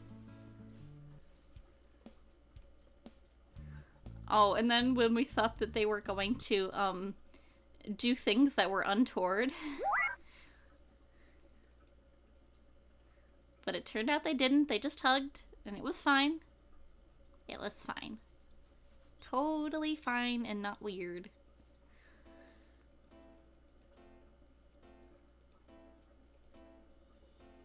What? You say I have too many? That's not true. There's been a lot that's happened in these last few days. It would be very helpful if you could understand.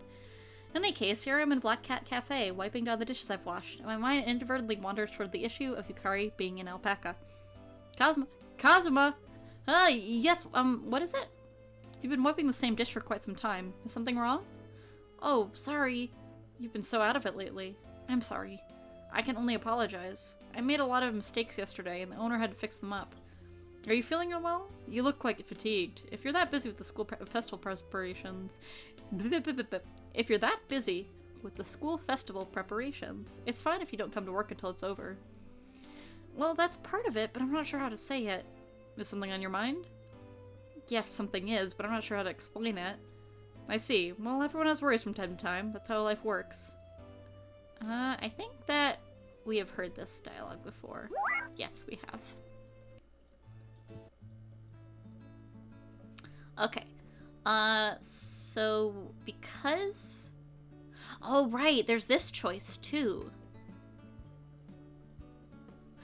We also have to save here. We gotta know all the combinations. So should we go out with Yukari?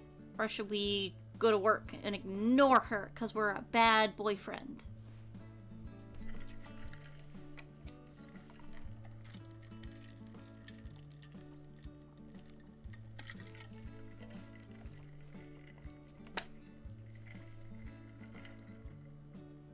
I think with what we said that we should probably go out with her because I think we're trying to get the other ending, but I might have to look up the endings too because I'm not sure exactly how we're gonna get there.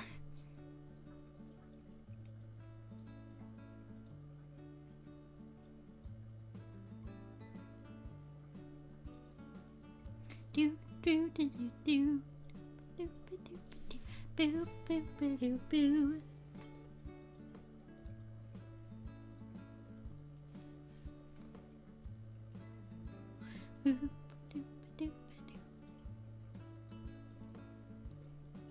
Yeah, actually, I am going to look up really quick how to get the endings in PacaPlus.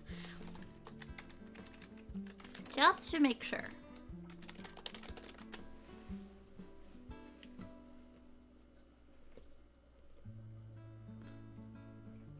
Not that I wouldn't love to go through all the endings with you, but feel like it might take a little bit while if we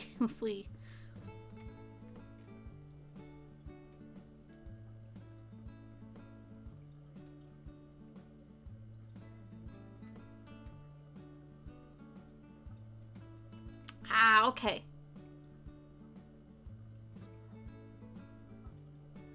Okay, so okay. If we go to work instead of hanging out with her, we will get the bad ending. So let's do that. And then we can do the other one, because I think that all the other endings require us to go hang out with her. So let's make sure we do that. Sorry, I have something to do tomorrow. Oh, I see. There's disappointment in Yukari's voice. The boss's daughter can't show up for work tomorrow, so I'm going in her place. I'm not exactly lying. It's just that I decided today. I see. No helping it then. Well, see you Monday. We say our goodbyes and hang up. I didn't lie, but I feel something tightening in my chest. The boss did ask first, so there's no reason for me to feel guilty. I say that, but that's really nothing but an excuse. The boss said I could refuse if I had something else scheduled, so I could just turn him down without any problem. I put my job first because I'm a bit scared of going on a date with Yukari. I was just told I needed to act, but I don't have the courage. I'm disgusted with myself. Enough. I picked this myself. It's not worth moping over. It's a little early, but I'm just going to sleep. I'm still staring at my cell phone even after my call. Oh! We're getting Yukari perspective. Interesting. Lately, Kazuma has been different. He's been talking to me like usual, but I've noticed something odd due to all the time I've been around him. He's distant. It feels like when he looks at me, he's seeing someone else. Just out of reach. It's that slight distance. That was why I wanted to talk to him tomorrow. I want to ask him, has something happened to you lately? If something is bothering you, tell me. I feel like Cosmo realized my intention too. That's why he hesitated before he answered. But his answer is no. He said he had work, but I feel like he lied. Meaning he doesn't want to clear up these feelings. Let's keep things how they are. I feel that's how he's showing that to me. I think tomorrow is going to be our last chance. Next week there just won't be time for this because we're preparing for the school festival. I even gotten these movie tickets already and everything. I mumble that as I throw the movie tickets into the wastebasket. Yeah, this alternate universe Kazuma is a bastard man. I need to get to bed. Yukari needs to have on her happy face tomorrow or everyone will worry. I seal my feelings deep inside and return to my room. I can smile tomorrow, so everything is fine. No! I'm regretting this. I don't want to get the bad ending. After making an excuse that's a half step away from being a total lie, I turn down the date with Yukari and spend my Sunday fighting off a creeping sense of uneasiness. Dawn of the next Monday. I wait at Yukari's bus stop, honestly feeling I should apologize. The bus arrives on time. Yukari should be on this bus if nothing else is wrong. The door is open and the passengers leave in singles and pairs. Huh? Kazuma? Yukari stepped off the bus after a few other people. Good morning, Yukari. Good morning, Kazuma. It's been quite a while since you've come for me at the bus stop. Has it? I thought I came here practically every day. Oh yeah. That was up until last month. I haven't come for her a single time this month. How could I be so cruel? I'm certainly perplexed that Yukari has become an alpaca, but that doesn't mean it changes our relationship. Who on earth avoids their own girlfriend? Yukari, I have no idea how I should apologize, and I can't think of what else to say. Well, let's start walking to school. Yukari throws me a lifesaver when I'm in trouble. We walk shoulder to shoulder off towards school. I need to apologize, but about what? About everything from the beginning?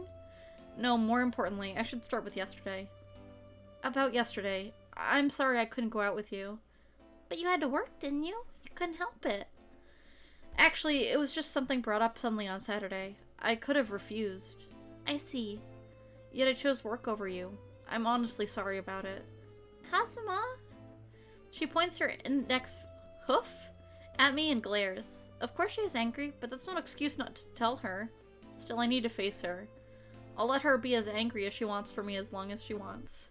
Yukari's expression becomes softer even as I think about that. You've done nothing wrong. Mr. Mitaka asked you about it before I asked you, right? So it's the obvious thing to do to put your work first. But, of course I wanted to go out with you, but you should help those who need it. You're not angry? I wouldn't get angry over such a thing. Oh, but I would love if you made it up to me somehow. Then I'll treat you to lunch today. Is that fine? What to do? I'll throw in dessert. I shall bestow my forgiveness. Man, you're pretty expensive. I'm actually pretty relieved that she forgives me. It seems again that boys are just no match for girls. No, rather that I'll never be able to compete with Yukari. After that, I finally feel like I can take things in with a clear head. I'm finally able to think that, even though she looks different, Yukari's still the same inside. Morning! Good morning! I think we've seen this. Oh, if I can get my mouse under control. Yes.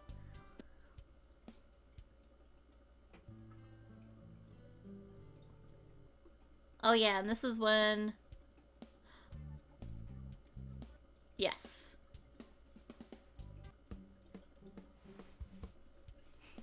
I'm making very helpful and insightful commentary right now. Boop, boop, boop. Okay, then this should just be before the school festival. Man, this game really is short. It's just because I've been reading it out loud that it seems, you know, somewhat long. It's longer than I expected for an alpaca dating sim. Okay. School festival time! Yes, she's beautiful. She's so beautiful. Look at her go! I love Alpaca Yukari. Maid Paca.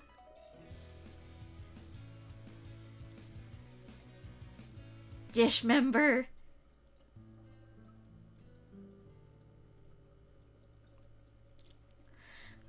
Ah, big stretch.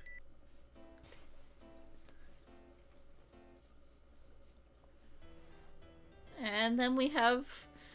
Oh no. Okay. I think we have to tell her.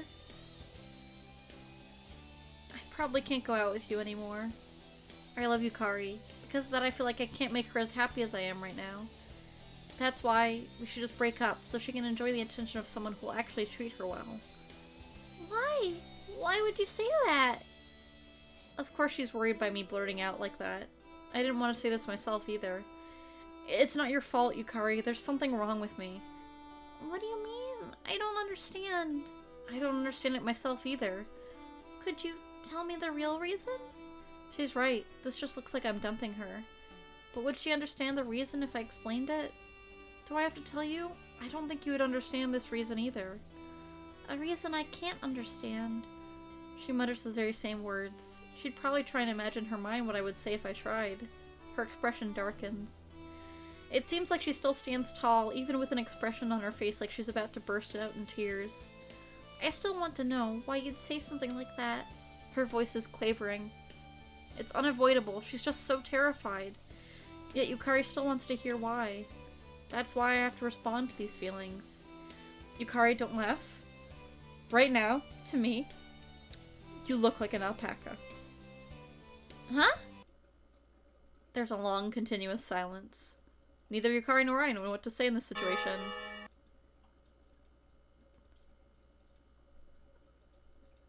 I'll try to believe what you're telling me. I'm sorry for not telling you.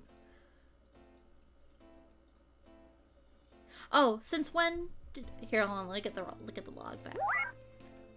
I'm sorry for not telling you until now. There's no reason to apologize, but why? I don't know how to answer, even if she asked me why. Since when? Huh? Since when did you start seeing me as an alpaca? Could it be right from the start? No, you were a human when I first met you. You were a human. Those words feel bizarre. Saying it myself makes me feel like I'm going crazy. I've never had to check someone's species ever before in my life. Remember when we went to Alpaca Kingdom for your birthday? Since then. I see. We both head home in our separate ways after exchanging awkward farewells. The school, it feels more distant and cold than usual after everyone left. That night, I lie in anguish alone in my bed. Regardless of whether it's true or not, was it the right thing to do to tell her the honest truth? No, if I want her to stay together with Yukari, I have to tell her in one form or another. But is this really the best way? With the festival over, only loneliness remains in me as night passes by. I keep waiting, my eyes locked on the ceiling, but sleep never finds me.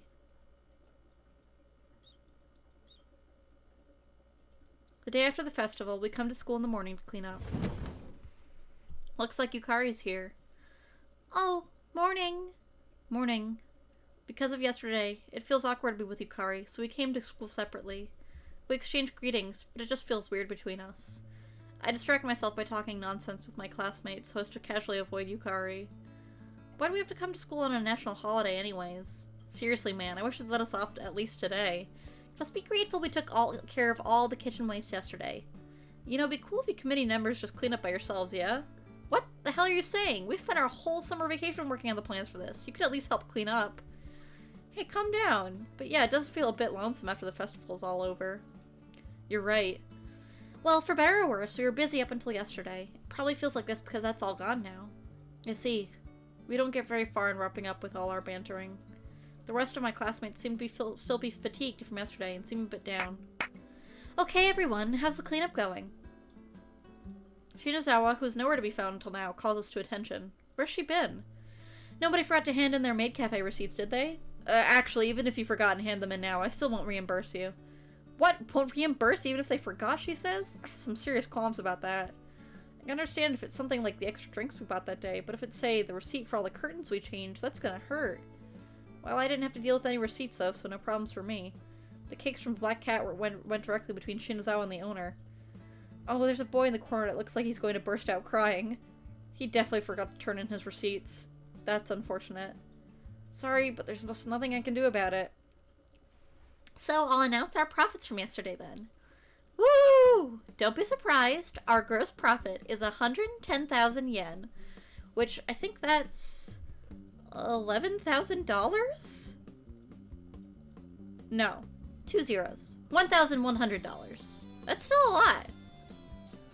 Whoa! Everyone cheers. Making 110,000 yen one day is pretty impressive, don't you think? Frankly, it feels unreal. What kind of business would you have to pull off to make that kind of profit? I get the feeling that if Shinazawa ever runs a company, it'll just keep expanding. So let's decide the day to have our big party. Everyone claps. We haven't even picked the date yet, but everyone is already in a celebratory mood. We're talking about Shinazawa here, so our party is probably good. What about your girlfriend? Okay, I think everyone's getting pretty tired today, so let's quickly finish cleaning and go home. Shinazawa takes charge, and everyone is about to resume their cleanup work. At that moment, and I'm going to take a sippy, so you can leave on that dramatic pause.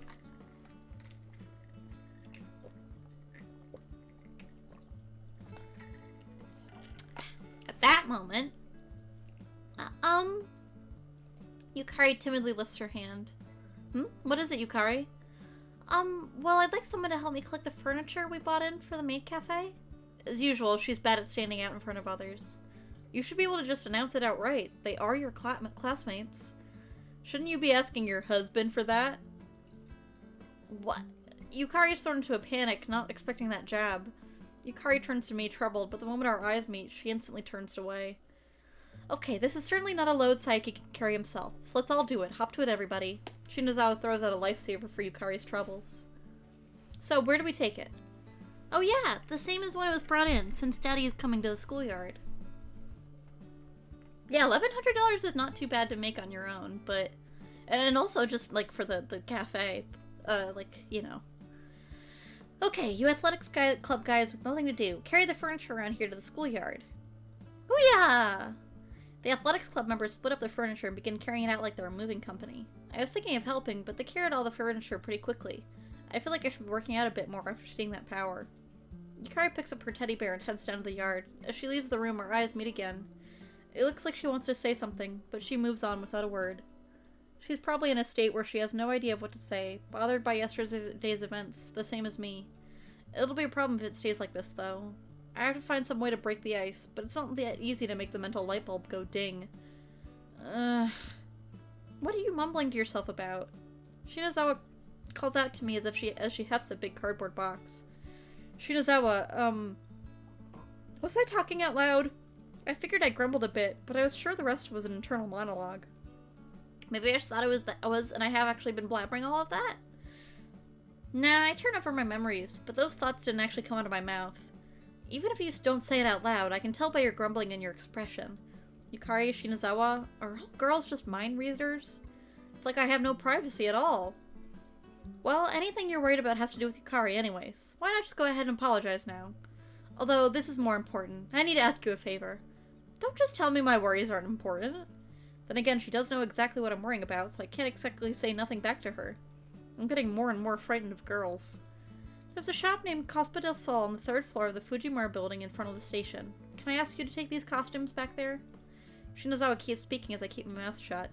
Then she tosses me the cardboard box without even waiting for me to respond. Well, this is part of my job, so I should carry it, but I don't mind returning them, but shouldn't you get them cleaned before returning them?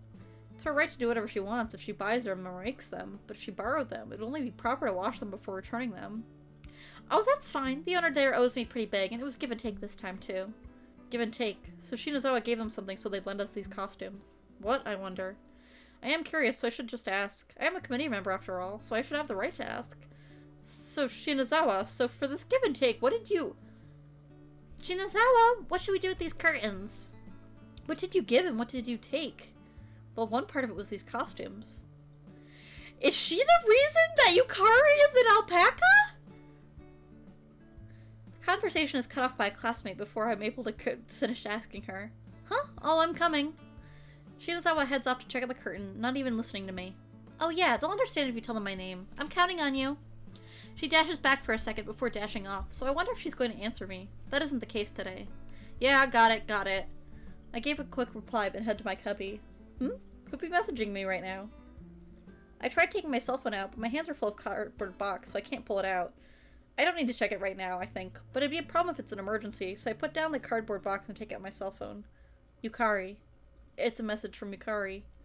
All it says is, I'm waiting on the roof. That short sentence feels decisive. I ought to respond, but my hand stops just before I press the reply button. How should I respond? This probably means she wants to tell me something about yesterday.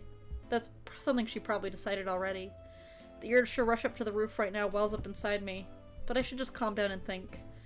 If Yukari isn't able to accept what I told her yesterday and plans to put distance between us, how should I respond to that when the time comes? I can't brush it off now and say it was just a joke.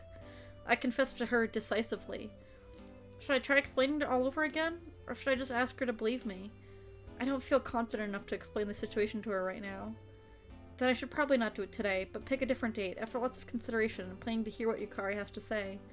And you know, Shinazawa asked me to return these costumes too, so I can refuse pretty easily. I tell myself that, but this is all just an excuse. Then what should I do? Let's save. So to get the bad ending, we just have to be a bastard man. So I think we're just gonna ignore her, because we're a little bastard, evil bastard man. I didn't notice the message because I was carrying the cardboard box. I tell myself that excuse and leave to return the costumes. Whew. I've worked up a bit of a sweat from returning to the school after returning the costumes. The manager of Cospa del Sol really wanted to talk. I felt like I'd be stuck there if it wasn't carefully, but worrying about Yukari, I returned quickly. It seems that cleanup is all but over, and the majority of students are already making their way home. Yukari isn't in class, so she may have already gone home. I pull up my cell phone, but as I'm about to type out an apology for not coming today, a certain possibility becomes all too apparent in my mind. Since this is Yukari, I feel it's very possible she's still waiting on the roof. Bastard man! Kazuma? She's here. Yukari is on the roof. She waited for me all this time. I'm sorry I'm so late. It's okay. You were doing cleanup after all, and you still ended up coming. I'm gonna fucking die! Pardon my French! To tell the truth, I was worried, thinking you might not come. But you really are the Kazuma I love so much. She was so worried until I came. Repeating over and over, cycling between trusting and not believing in me. Sorry for worrying you. Yukari doesn't get angry, regardless of me coming this late. You are just too kind.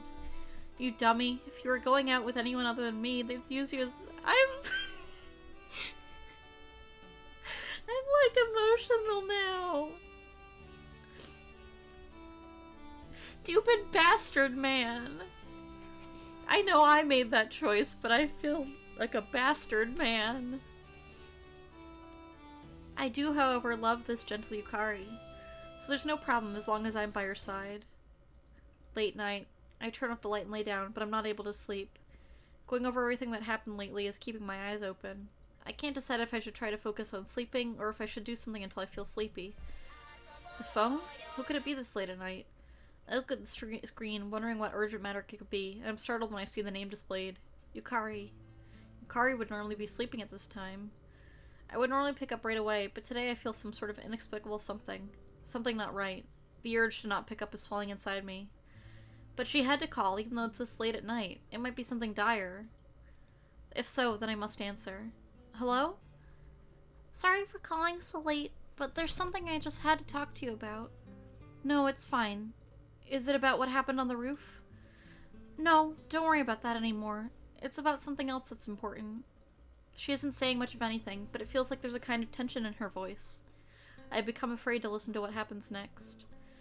Yukari doesn't know of these feelings of mine and thus continues speaking. You see, I think we should put some distance between us. What? Lately, you haven't been spending any time with me, and it feels hard to approach you. Also, I was thinking you saying I look like an alpaca was your way of saying you want to break up with me.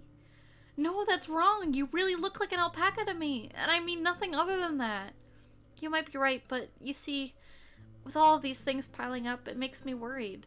Yukari. So that's why I think we should take a break from each other. If we do that, then you might be able to see me normally again, and I might stop feeling so anxious. No, wrong. This is wrong. I reject your proposal over and over inside myself, but for some reason I'm unable to say it aloud. I've never imagined breaking up with Yukari. No, I've never even thought about it before. It's true that Yukari looks like an alpaca. That's what I'm worrying about myself. It can't be a false. But the way I speak and what I did was more than enough for Yukari to make her think that. The fact that she feels it is enough is why she is talking about me about it right now. Was I even putting her first? Whenever I was worried, Yukari was always beside me, listening. Even when I act cold, she worries about me rather than becoming angry. In comparison, how am I? If I'd put Yukari first just a little bit more, it might not have ended up like this. The more I think about it, the more such instances I recall. I start to feel like it's already too late to think about these things. When I come to my senses, I realize that Yukari has already hung up. I fall into a deep darkness, staring into that cell phone and its cut call. Today is an extra day off, in lieu of the school festival. The words Yukari spoke yesterday don't leave my mind, and I wake countless times from a light sleep. Yukari dumped me.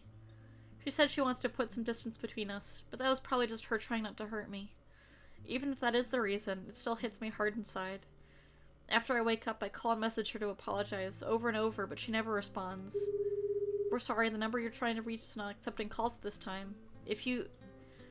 I've called so many times. She never picks up, no matter how many times I call. Of course, she doesn't respond to my messages either. I leave many messages, but Yukari doesn't answer one. Is she annoyed by my persistence, or is it just too bothersome to deal with me? It may be for the better, however. I'm somehow able to pull myself together and think positively about this. Unless I face her and apologize in person, it doesn't mean anything. That's why I'll go apologize to her at school tomorrow.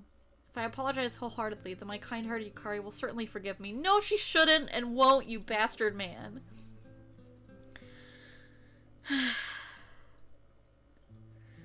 The next day, I try talking to Yukari when we don't have class. It feels like I haven't talked to her in days. Wait, actually, it's just yesterday that I didn't see her. I wonder why I thought that. Yukari, do you have a minute? I'm sorry, Psyche. I need to go. She's a human. I need to go meet with my club instructor right now. I see. Then when do you have time? Can I wait for you after club? I couldn't ask you to wait. Club's going to run a lot longer since we're preparing for the music competition. I don't really mind, so... Oh, I really need to go now. See you. Because she's in a rush, the conversation ends without anything being promised. No, rather it feels like the conversation is ended by her. Even when she was busy before the school festival, she always made time for me. Until now. So when she says she has no time, she means she doesn't want to make time. What shakes me up the most is that she called me by my last name, Psyche. Some time ago, Yukari had said, "We're going out now, so can I call you by your first name?" Of course. I'd be happy if you called me by my first name, too. I recall that day where she called me by my first name, blushing out of embarrassment or happiness. Compared to that, when she called me Psyche, her face was a mask of indifference. I wasn't able to apologize, but instead, I can see that Yukari was serious from her expression and manner. From then on, it feels so hard to get close to Yukari. I can only watch her from a distance. I think she turned back into a human at some point too, but I have no idea what happened. Because of that, it feels like I can't pick her out from the other girls. Did I ever really go out with Yukari? It hardly even seems like we're friends. Ensnared by that line of thought, I gradually begin to lose myself. I lost Yukari the alpaca, and I also lost sight of the Yukari who once said she loved me. Then, a few weeks later, God hasn't given up on me. Yesterday, I was able to catch a glimpse of alpaca Yukari at the arcade. I never knew Yukari got a part-time job at the arcade. Having a part-time job and being in a club... I'm so used to playing otome games where, like, the way you will not get into a relation, you'll not be in a relationship with someone, and then you will say things that make them not interested in you, and then you'll get, like, hit by a car or something.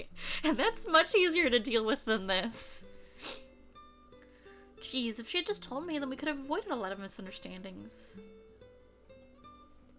Ever since that day, I've gone to the arcade on a daily basis. Yukari is always sitting on a display bench next to the stuffed animals. Yukari, how are you? I come to see Yukari again today. You're just as cute as always today. You're always so fluffy, Yukari. Hey, Yukari, can't we make up? Oh, God!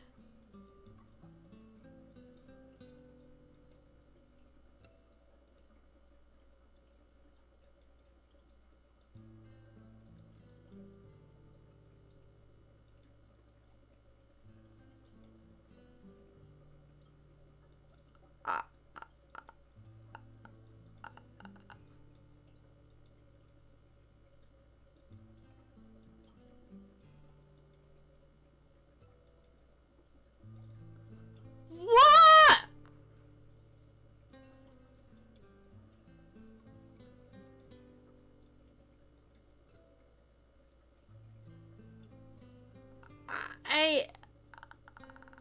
I can't... sorry for not reading this, I'm just... So, our protagonist is now convinced that this giant alpaca plush from the arcade is his ex-girlfriend. And then he quit school and got a job so that he can take care of alpaca Yukari. I have to make sure I express my feelings properly this time.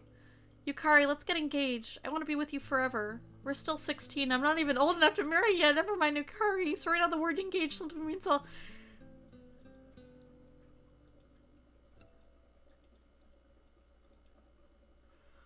Oh my god!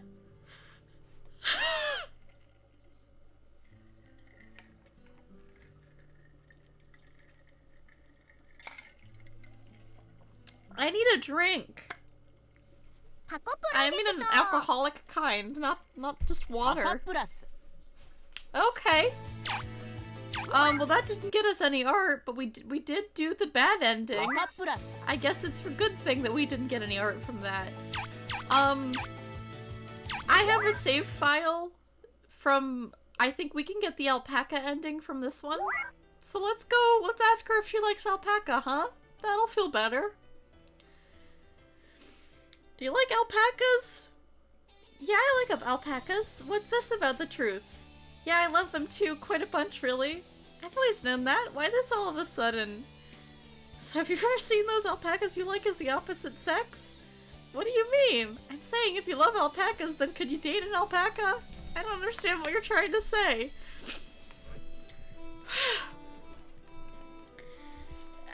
It's not about understanding, just try to think about it. I don't understand. How can I? That's never even crossed my mind. I grab Yukari by the shoulders and shake her furiously. Please answer me, Yukari. If I was an alpaca, do you think we could date each other? You're hurting me, Kazuma. Sorry. I released her quickly. I still want her to think about it, though. About the situation I'm in, what I should be doing from now on. Yukari? I think I'd be fine. What? Those words shock me. Just now, what did you say? Yukari said it would be fine. If I was an alpaca, then Yukari would be able to date me. Did you really think about it, if I was an alpaca? Yes, I did. I thought about it, but I think I'd be able to go out with you, even if you were an alpaca. How? Because I fell in love with Kazuma Saiki. I'm not dating you because of how you look. So even if you were an alpaca, I'd love you, as long as your heart stayed the same. I'm knocked down by that sentence. The storm clouds in my heart feel like they're clearing away. That's right, after all. All I need to do is keep loving you, Kari. This is much better! See, this is the right way to love your alpaca girlfriend!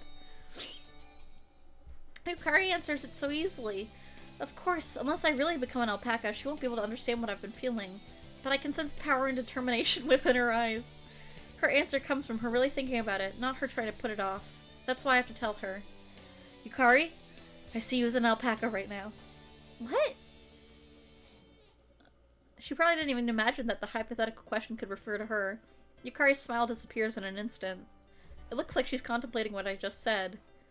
There's a long, continuous silence. I'm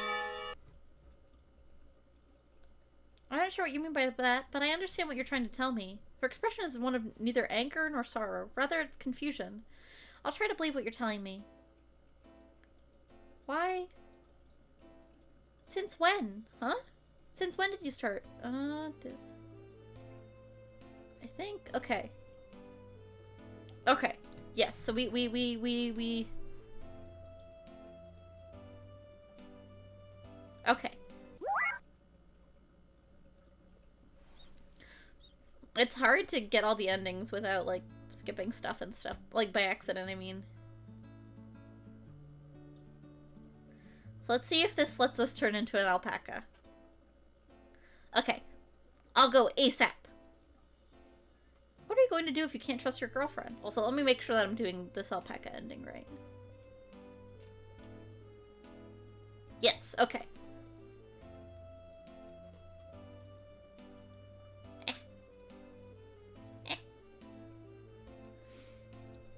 I have to take whatever she gives me. I'm pretty sure it's okay if I don't return the costumes immediately. More than that, stores are regularly open to the night, so there should be no problem going, even after listening to her. I put the cardboard box in the corner of the classroom and head to the rooftop. What does she want to talk about? I can't shake my anxiety, but it should be the same for Yukari. I won't let Yukari dwell on her worries alone. Hey, did I keep you waiting? Kazuma, no, I just got here a few moments ago and sent you that message. I see, good. I can't keep you waiting after all. Oh, you're so kind. She blushes a little. Thanks for saving me yesterday at the festival. Did I do something? Didn't you carry me to the nurse's office when I collapsed? You stayed by my side until I woke up. Because you're my girlfriend. Yeah, I'm your girlfriend. Yukari nods to herself. She seems to be satisfied with something. Doesn't it feel like we're skipping class when we're on the rooftop at a time like this? It does. As we make small talk, the sun falls a bit. We haven't yet talked about the real reason why we're here, most likely. So, yeah. She called me to the roof, meaning there's something she wants to talk to me about directly. Yukari understands what I want to say without even me seeing the rest. So, is this what it means to breathe in harmony? No, we aren't there yet. I don't understand yet what she wants to talk about, so I'll listen intently. Her thoughts, her resolve. Yukari takes slow, deep breaths. I'll accept anything she tells me. Kazuma, when I got home, I thought really hard about what you said to me yesterday. I looked at myself in the mirror, poked at myself, and tried doing all sorts of things. But I couldn't see myself as anything but a human. I see. After all this, it looks like what I see in this world and what others see are different from each other. But I won't give up with just that. I want to share in your troubles. I want to be a part of your world. I want to know why I started looking like an alpaca to you. So I want us to work together to find the cause. Yukari. I feel encouraged by her words. Yukari is saying she wants to share in my troubles. She's looking for a solution to what I talked about, which may or may not be real. Now, I really can't say I'm going to give up. Women are tough, I see. Thanks. It's too early to thank me. We haven't found the cause yet. That's true, but I'm just so grateful you're my girlfriend. This thing, normally nobody would ever believe it, yet you do without laughing, and want to find the cause of it together with me. An intense heat rises up in my heart. Something is wallowing up in my eyes, and I can't help but turn my back to her. Thank you. Thank you, Yukari. Kazuma, it's fine. Yukari gently hugs me from behind as she says that. Her coat is warm from the sun and it feels so comforting. We can pull through if we both think this through. You're right, both of us can. I'm unable to continue speaking after that. How many years has it been since I've wept like this? I've almost forgotten what it feels like. I can't show Yukari my tears though. Of course you can! She's your girlfriend! I hold it all in. Yukari gently strokes me without saying a word. Together we can. She has no basis for it, but even I'm able to believe in this intangible thing.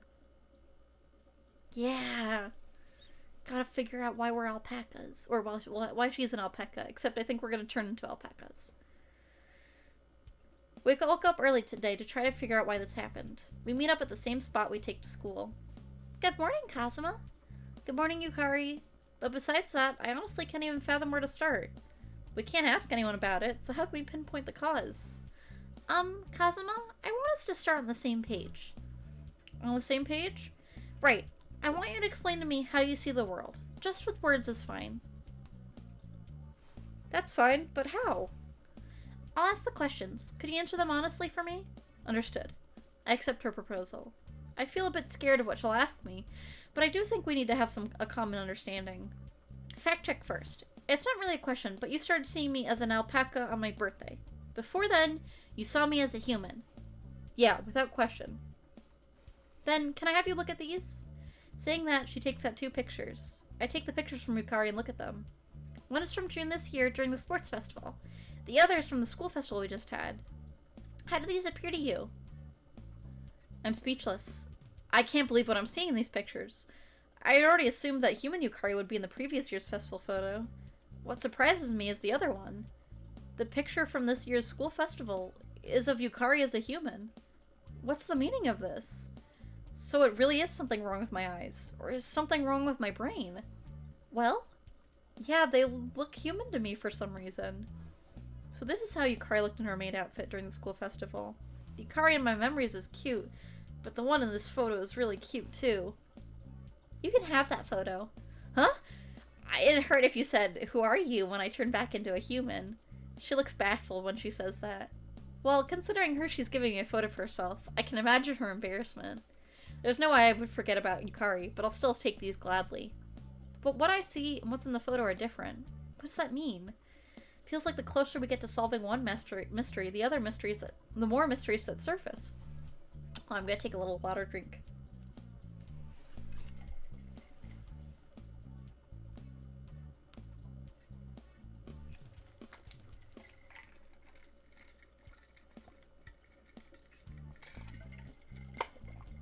There we go. Sippy, sippy, sippy. Okay, Kazuma. Yeah, what is it? Now that Yukari has taken the lead, we've been able to uncover things I wouldn't think about. It feels great not being alone. So this will be the last one for now, but, Yukari appears hesitant to speak.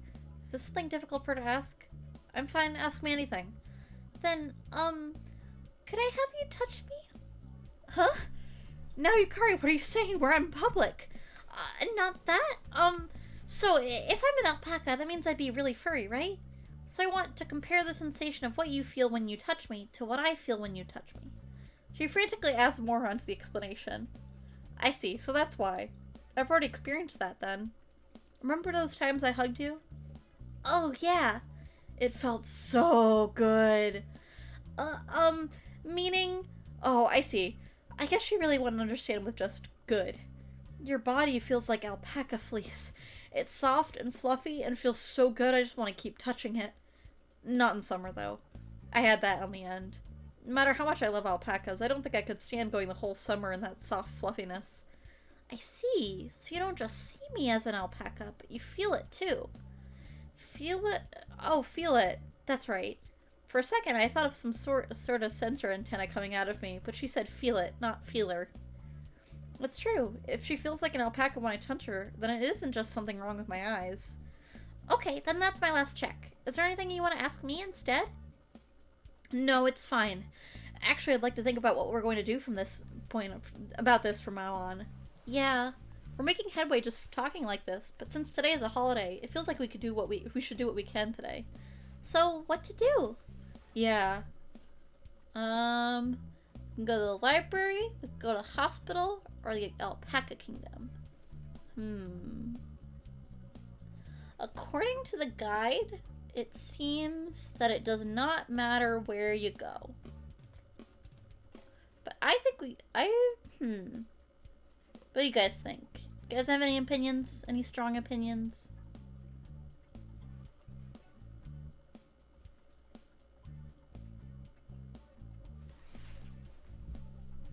Do do do do do do do do do.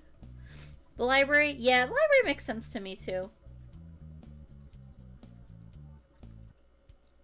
Let's try searching the library. Library?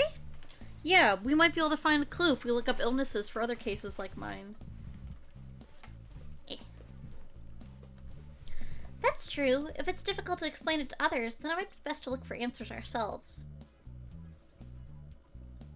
Thus, we arrive at the school library. At first I thought the school would be closed because it's a holiday, but the school is open even so. It isn't that large of a library, but it does house quite the collection within.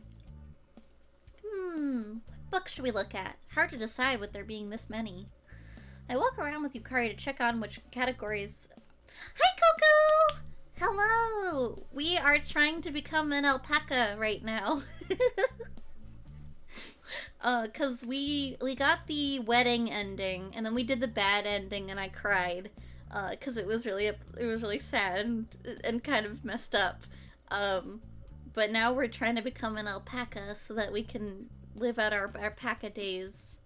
Oh, good! I'm glad you're doing good. I know that you were streaming earlier, so I hope that went well. I walk around with Yukari to check on which categories there are until we return to our starting point. We're definitely not going to have enough time if we just go from start to finish. We really should narrow down the categories. Oh, it might be good to try using their search engine. Oh yeah, they have one of those, don't they? Other than studying when Yukari invites me along, I've not really used the library much at all. I believe I was told about it when the school systems were explained to me, but I completely forgot. We sit at the catalog PC. I place my hands over the keyboard to do a search, but what should I put in? I tried putting in alpaca first, but the only entries that come up are animal encyclopedias. Doesn't look like we'll find much just by looking up alpaca ecology. Yup. Just a suggestion, but how about looking up medical books? I see. There might be some value in reading documents about diseasing involving sudden animal involving animal traits or sudden mutations, for example. Huh? Mutations? Hey, how about the newspapers of the past? Wouldn't it be worth looking up Oh, that was weird. Seems like it would be picked up on the news if there were sudden cases of people mutating into alpacas. Yeah, that would be an incident. Oh, if we think it might be mutation, then it might be worth it to research witchcraft, miracles, and curses. He's right, miracles and magic. That could be it.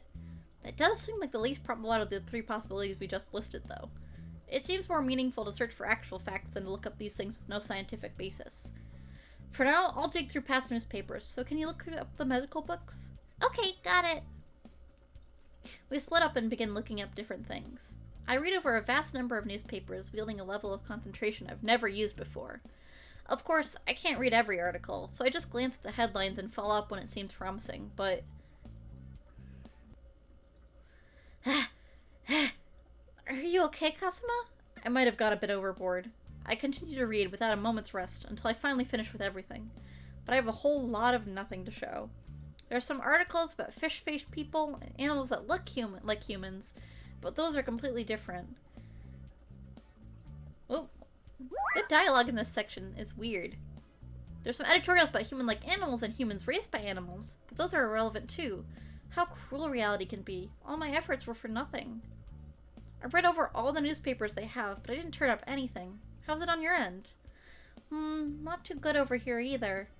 There are phenomena of seeing objects as different objects, but only seeing one specific thing as another seems to be different.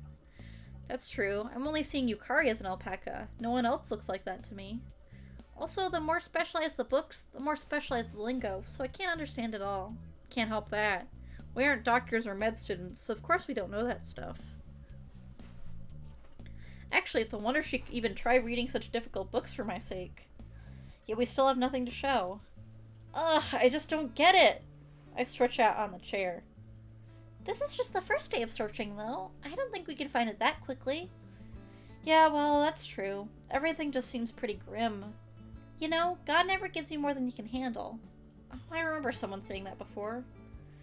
That just seems like a fancy way of saying not to give up, but regardless, it's still a bit early to throw in the towel. Anyway, it looks like they're closing up for the day, so let's do some more searching tomorrow. Oops, it's that late already? Compared to summer, the sun does set pretty quickly, but it's still pretty bright compared to winter. Well, let's call it quits for today then. Is it just that it's going to be difficult to find the answer with our amateurish way of thinking? We end up going home without learning anything new. It's already this late? Well, it can't be helped. Sorry for having you stay with me until now. That's wrong, Kazuma. Yukari points her hoof at me. At a time like this, it's not I'm sorry, but... Oh, that's right. We promised we'd find a solution together. Yukari, thanks for today. Yes, good. Let's do our best tomorrow, too. This is a thing that I try to make sure that people do. And I try to make sure I do it, too, but I will also tell my friends to do it.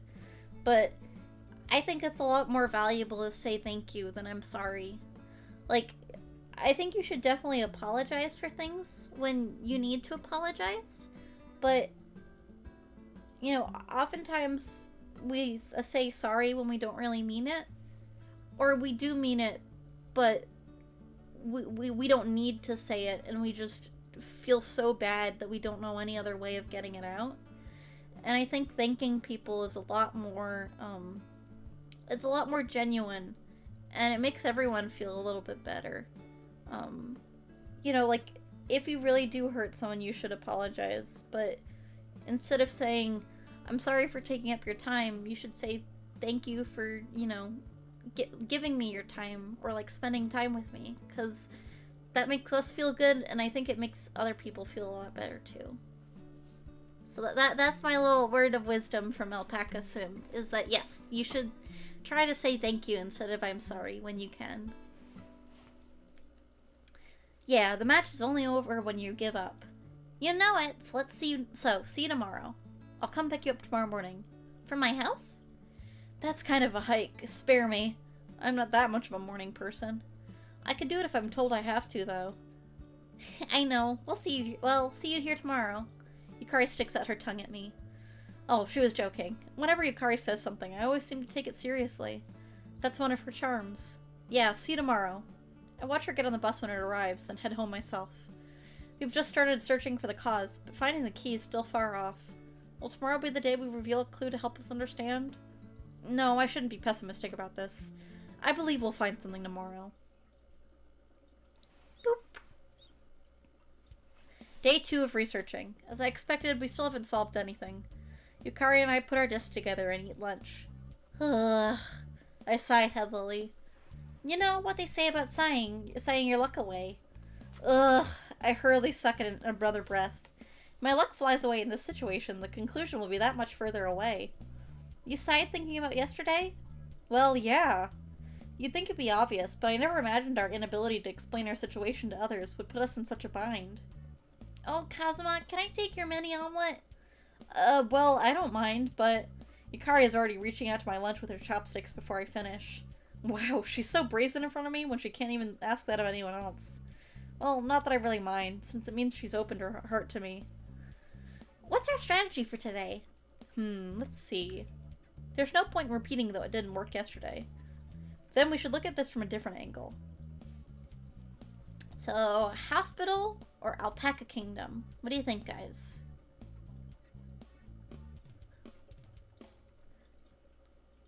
I'm thinking Alpaca Kingdom, because that's where everything went down.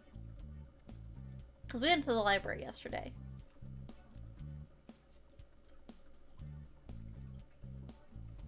Kingdom? Okay. Let's try going to the Alpaca Kingdom again. Alpaca Kingdom? It's where you change, so it doesn't seem like the best place to find a clue. That I get, but you want to go today? Of course. We still have class, though. That's right. There are still lots of afternoon classes. It's still noon, so we'd be able to make it if we go now, but then we both need to leave school early. It'd certainly become gossip. But I want to go. I want to see the alpacas. No, there's already an alpaca here, but I want a more feral one, you know? I want to go where there are alpacas without clothes on. Oh, it's not that I want Yukari to strip it, by the way. Yukari? Let's skip school and go to Alpaca Kingdom. That's not going to happen. I asked thinking I have nothing to lose, but she rejects it before I can finish. I had planned to take a break from the school and go to Alpaca Kingdom, but Yukari's glare just then is scary. Yukari is very diligent, so she'd definitely get angry if I tried sneaking out of school on my own. Well, yeah, Yukari doesn't normally get angry, ever, so once she does get angry, it's really scary. It would be quite a problem if she stops talking to me because of that. Who am I making excuses to? In 2 days, we have another 3-day weekend, so let's just go then. I actually want to go as soon as possible, but we still have duty as students to study. Okay. I didn't say that because I'm convinced, but rather because it's the only choice I have. I might as well at least give them a call then. Call? I was thinking to ask them if anything like this had happened before. Oh, I see. If this has happened before, then they might be able to tell us of a way to fix it. Yeah. Classes are finally over, and it's after school. I call Alpaca Kingdom right away. Did you write up a list of things to ask? Yeah, I've got the note we wrote during lunch right here. Good luck then. Hello, this is Alpaca Kingdom. Excuse me, but may I ask you something? Yes, what can I help you with? Have you ever become so overwhelmed by your love of animals while you work that you start seeing other people as animals? Like, say, seeing people as alpacas. I hear a voice like a groan on the other end, like he's pondering it. Everyone here sure does love animals, but seeing things as alpacas, well, sometimes when I'm touching the animals, it does sort of feel like I'm one of them. Yeah, well, of course. I've never seen another person's face look like an animal's, though. I see. My shoulders sink upon hearing the caretaker's sensible answer. Oh, by the way, if I went and asked the other caretakers that, they might just think I'm crazy and I'd probably just lose my job. Oh, yeah, that's true. Yes, thank you very much. The call ends. Yukari seems curious as to how it went, but she picks up from my expression that it didn't go well. I shrug my shoulders and shake my head weakly, having gained nothing. Thus, another fruitless day is wasted, with no ground to gain in our investigation. It's already dark again. It feels like the sun is setting earlier lately. I didn't think it got this dark this early in the summer, but I feel like noticing it means that winter is coming. No, it's not a problem. Huh? Oh, what about your club? Could you be skipping it for our investigations? If so, then I'll feel really bad. We're off for a week after the festival. I see. Thank goodness. Of course, I don't want to investigate this so badly that I'd rob Yukari of her fun. When the club starts back up again next week, we can't go investigating like we are now. I'll be able to keep going by myself. I won't have as much time as I do now, but I'll help as best I can. Thanks. You're welcome. Are you alright yourself? With Black Cat and all? Yeah, I got a day off today, so I'll be on tomorrow. So no searching tomorrow. Sorry. Not your fault. There are things I can look up at home, so I'll do that. Yukari's bus arrives as we're talking. Well then, see you tomorrow. Yeah, careful on your way back. When the bus Yukari is on vanishes from my sight, I change direction and take off on the road home. It's been 2 days since we started our investigations to uncover the cause of my problem. We haven't found a single clue yet. Well, no point in fretting. I'll take my time looking for the answer alongside Yukari. Squeak, squeak. After the festival, I went to the cafe to work rather than going to do research. We went here and there trying to solve this weird predicament, but we have nothing to show as of yet. I didn't think we'd be able to figure it out this quickly, but not being able to find any leads at all still leaves me a bit frustrated. No point in running around blindly. I grumble complaints to myself and sigh as I dry the dishes. I spoke with Yukari at lunch today, and we decided to form a hypothesis and see where it takes us. It's now our 3rd day of investigating, but no change. We try a lot of things by trial and error, but nothing changes from that day. Really, the only change is that I'm losing some motivation. It's only the 3rd day. It's still too early to give up. The way Yukari says that has a little less vigor than before. Just for now, yeah? Hypothesize at least one thing and try acting on it? What do you mean by that? All the investigating we're done up till yesterday ended in a day, right? Instead of doing it like that, try researching one thing in detail. From there, spend a month just constantly researching that one thing. I understand what Yukari is getting at. Like going to the library every day, or even going to Alpaca Kingdom every day. Oh, that might be too much of a good thing. Besides, even if I worked more shifts, I wouldn't be able to afford going every day. And then there's school. I'd love to go out to Alpaca Kingdom every day, though. Oh, it wouldn't be too bad to work at Alpaca Kingdom after I graduate. Alongside Yukari, of course. That'd just be paradise. Hello? Oh, my bad. Daydreaming. Thinking about alpacas again? Oh yeah, I'm an alpaca too. Yukari smiles wryly as she sighs. One hypothesis, right? I panic and return to the subject at hand. Yes, that's right. We're having a strategy meeting right now. Of course I agree, but what kind of hypothesis should we form? Well, the first question is if it's something with me or with you. Isn't it me? Everyone else seems fine. There's that possibility, but I can't shake the feeling that something's not quite right. Yukari folds her arms and begins thinking.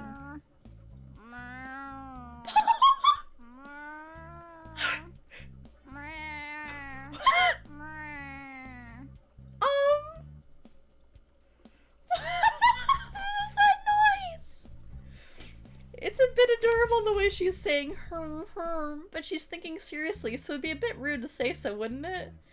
What's not quite right? I'm not really sure, but this happened to me on my birthday, right? Yeah, that's right. I think there are 3 key terms in this incident. Alpaca, alpaca kingdom, and birthday. That's true. Yukari definitely changed into an alpaca after going to alpaca kingdom on her birthday. If this was all you, then I feel like it wouldn't have happened exactly at that time. Isn't it just a coincidence? It may be, but...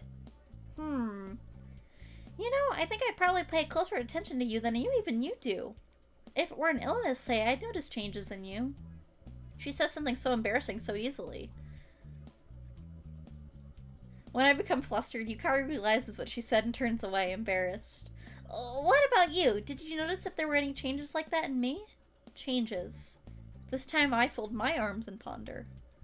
I try recalling how Yukari was before going to Alpaca Kingdom, but she seems the same as always in my memories. She didn't seem unwell, nor did she appear to be grappling with a problem. Nope, no memory. Oh my gosh, I just realized. Is this just like the Japanese version of Kafka's Metamorphosis? Where turning into an animal is just like a metaphor for your emotional, like, problems?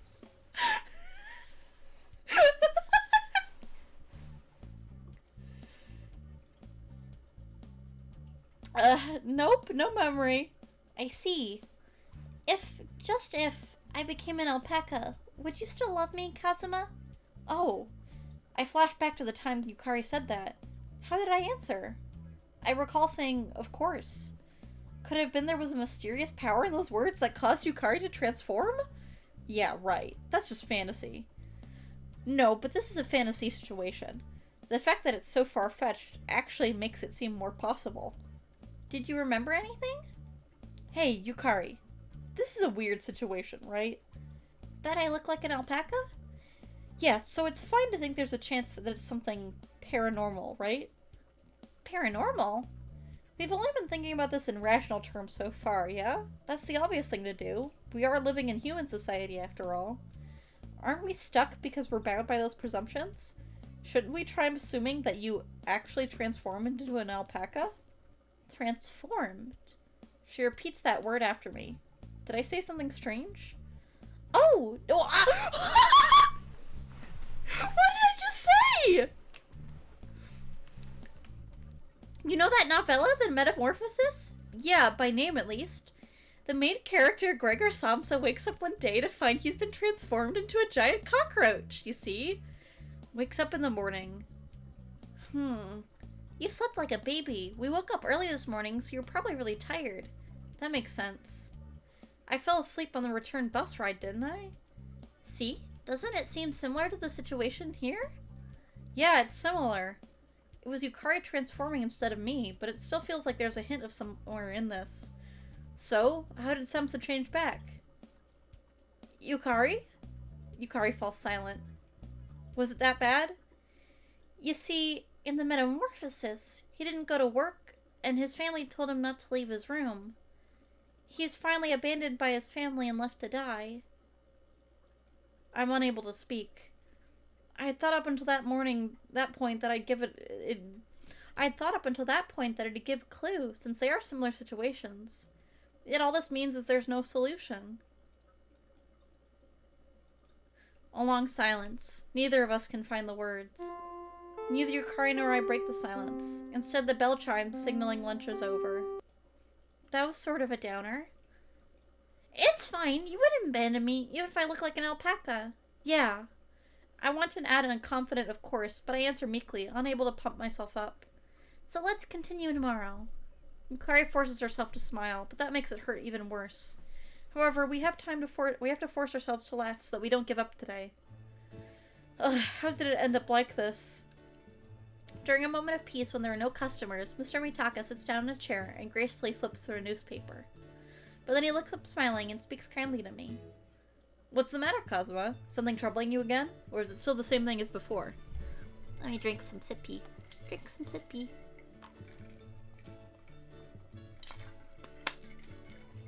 Ah, water. Water. Come to think of it, didn't I ask the boss's advice last time? It's more like the nature of it changed rather than a continuation. There's less distance between Yukari and me, so I'm worried about something new, but the root problem is still the same. How to put it? You know they say that truth is stranger than fiction, right? Has something strange occurred? I feel hesitant, but decide to explain the current situation to my boss. Boss? Does Yukari look like a human to you?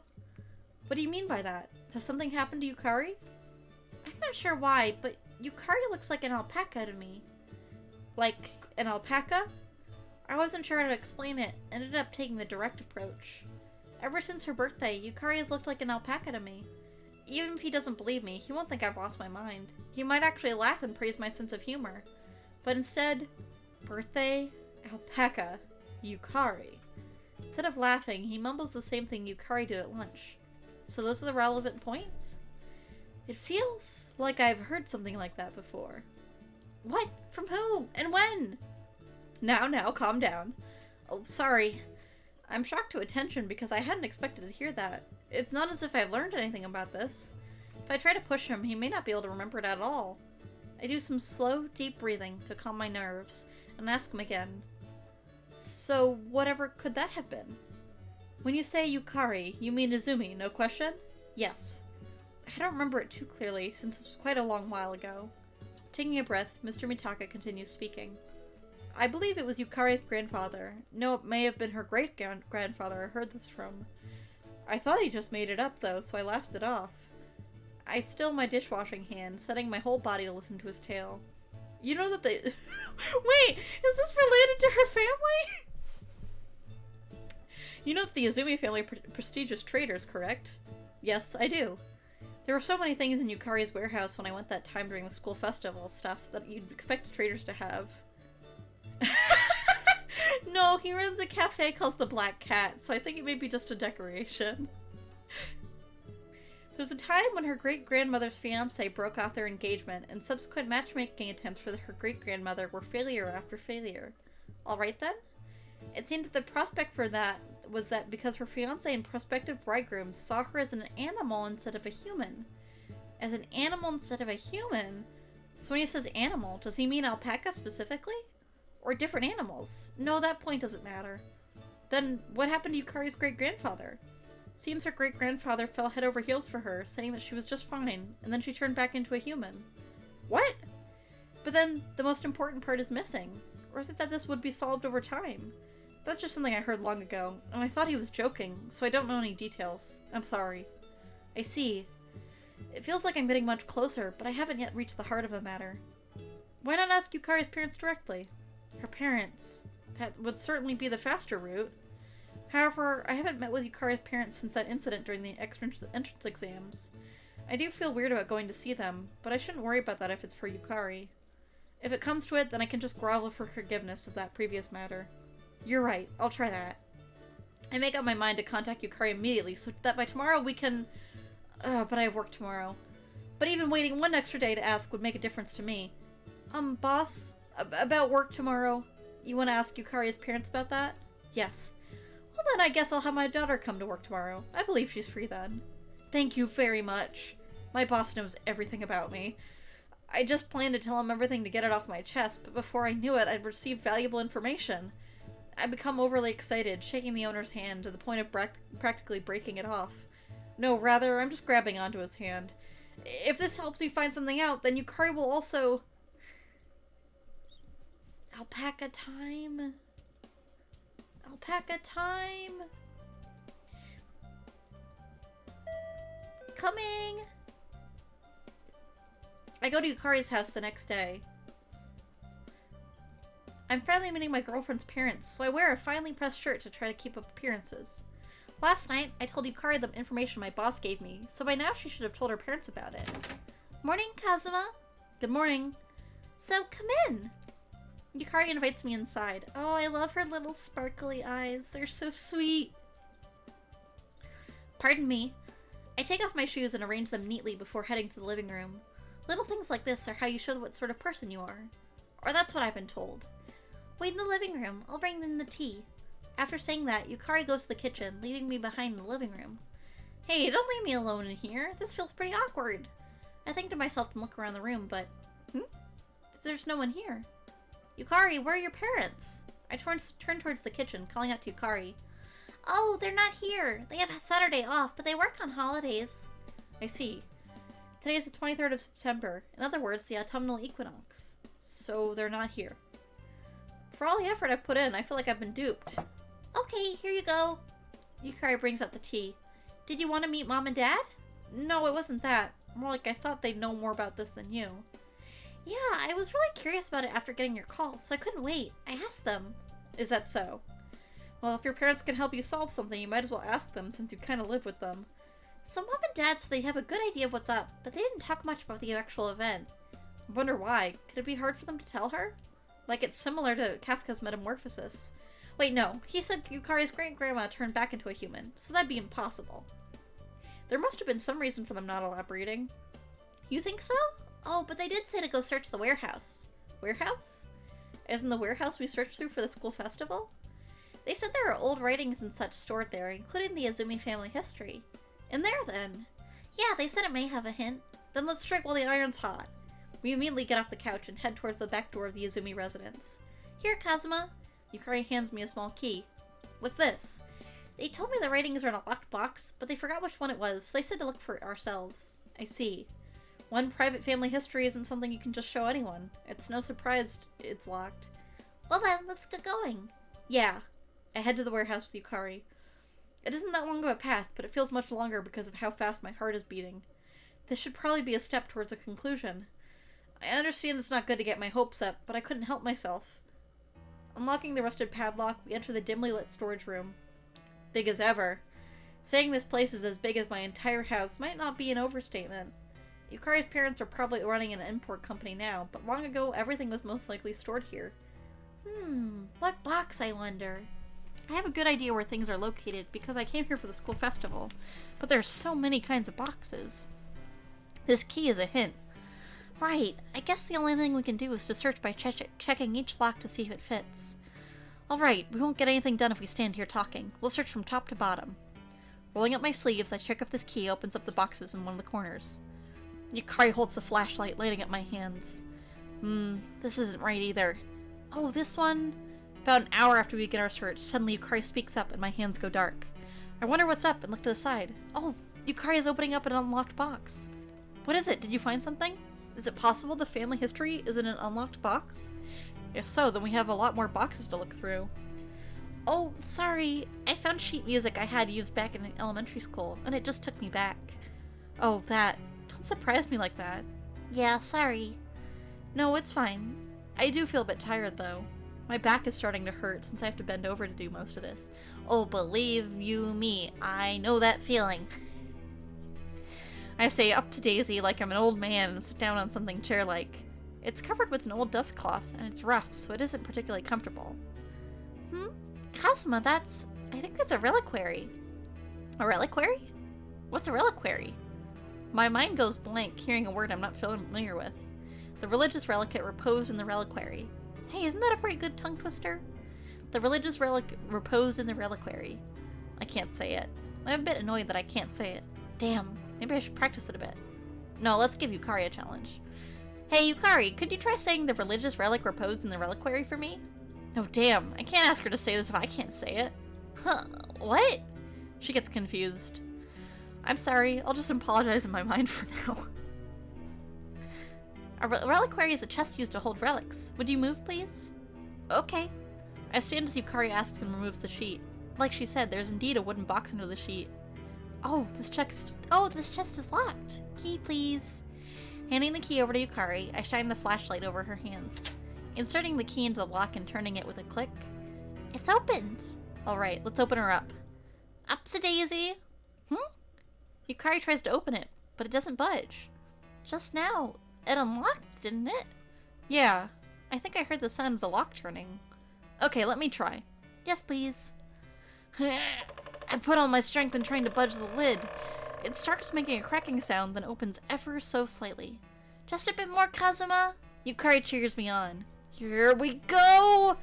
The lid finally pops off with a big clunk. Well, that was pretty heavy. I can see why those fluffy arms of hers couldn't get the job done. There are lots of old books stuffed inside. Yukari, wasn't this supposed to hold old relics or something? Yeah, it should be, but it seems it's being used for something else. We're still speaking, but it feels like neither of us is really here, because we finally found it. No, it's still a bit too early to celebrate. This could just be a collection of books. However, there's no doubt that the family history is in this box, for the key opened it. Oh, I swallow a breath. Then let's have a look. Yeah, sure. I pick up the first old book. As you'd expect, it's covered in dust, which causes us both to start coughing. Maybe we should have brought a vacuum cleaner along with us. She says that jokingly. No, we haven't got that kind of time. Right. Yukari's expression seems to say she's content with the explanation I've given. Log of Genai Izumi, first head of the Izumi family. Could it be that these start all the way back with the first generation? Then which generation is Yukari's great-grandfather? If we don't know that, then we'll just be wasting time. Yukari, do you know which generation of Izumi you are? Or your great-great-grandfather, or your great-grandfather's name? I need to ask my dad which generation I am. Great-granddaddy's name. She likely knows her parents and her grandparents' names, but of course she'd not really ever met her great-grandfather, so it's not out of the question that she wouldn't know. It's alright if you don't know. Sorry, I wish I'd asked my dad yesterday. I'd be a bit scared if you were that prepared. I rub Yukari's head. Since it's your great-grandfather, I guess he'd be around the Taisho or late Meiji? Oh, that's right! We could figure it out if we split them up by era. Then let's split them up and start searching. Okay. We divide up the books, first between us and then by era. They're old books, so they'll probably break apart if we're too rough. We need to treat them with care. So much dust, though. We might need a vacuum cleaner, but a couple of masks wouldn't hurt. Every time we speak, we risk breathing dust and coughing, so Yukari and I just continue in silence. This is getting... I didn't expect it to get this deep. We've gone long past the wedding ending. That's about it. We've put them into the Keiō, Meiji, Taisho, and Showa periods. So the period before Meiji is called Keiō? I never knew that. So the Taisho and late Meiji period should be around here? Yukari shows me 2 or 3 books she has picked out. This is from the 4th generation, Soemon Izumi, and this is the 5th generation, Aoi Izumi. Aoi Izumi? Girls can be the heads of households in the Izumi family? It seems whoever writes the family history becomes a so-called head of the household, so there are times when they're written by women. So that means you'll be writing one? Oh, I'm not writing one yet. Dad still has his to write. Not yet, she said, so that means when Yukari grows up, she'll have to write one. It's pretty incredible to think of writing something that will be passed down for generations to come. It's not that great. It's not much different from keeping a diary. She feels me staring and rushes to correct me. But Yukari, do you understand how much of a task it is to have to write in a diary every day? I remember when I was given that as homework and panicked because I had to make the whole thing up the night before it was due. What should we read from? She's a woman like me, so why not start with Aoi? Roger. I open Aoi Izumi's family record. I was sure they'd still be using quills and ink, but that isn't the case. It's written in pen. What's written there? I read out the first page. I am Aoi Izumi. From henceforth, I will continue recording the family history in the stead of my father, Soemon. I am now 14. As my father is off trading, I feel I must guard both my mother and house. The first part is an introduction. Being this independent at 14, it must be the difference in generations. After that, it continues on about her dad's business and the state of affairs in Japan. At that point, I start to feel that there might not be any clues in here. In August of the 5th year of Showa, I find a record that catches my attention. August 13th. Last night, my father obtained a pair of animals from South America! It is said that though difficult, they can be sheared to procure an extravagant fleece. Sorry, I'm really excited, so I'm stumbling over my words. The name of this animal appears to be alpaca. Here we go. Alpaca. Isn't this it? Right here? August 15th. These alpacas appear quite worn and seem quite fatigued from the long journey to Japan. Frankly, their fleece does not appear to be of market quality. It's too much to read line by line, so I pick out relevant parts and read them out loud for Yukari. I only read out selections so Yukari can understand it. Father was enraged and beat the female of the pair to death. He killed it. August 16th. I tried to enter the fenced area to bury the remains of the female, but as I did, the male alpaca spat upon me. Father tried to kill the male out of anger, but I stopped him. Unnecessary killing is meaningless. August 17th. From its agony in losing its partner, the male alpaca appears to have followed the female into the afterlife. That's the last record on the alpacas. There's a new topic record for the next day. I flipped through, trying to read up to the end. The most interesting piece of information is probably that she started associating with a suitor. At the same time when Aoyazumi started dating, she was the same as Yukari, so I glanced over at her. I then began reading December of Year 6 of Showa. December 25th. My birthday. I thought something wonderful awaited me today, but it was nothing but sadness. My suitor, Sasasuke, took off running the minute he saw me. December 29th. I had gone to see my Sasasuke. Sasasuke. That's a funny name.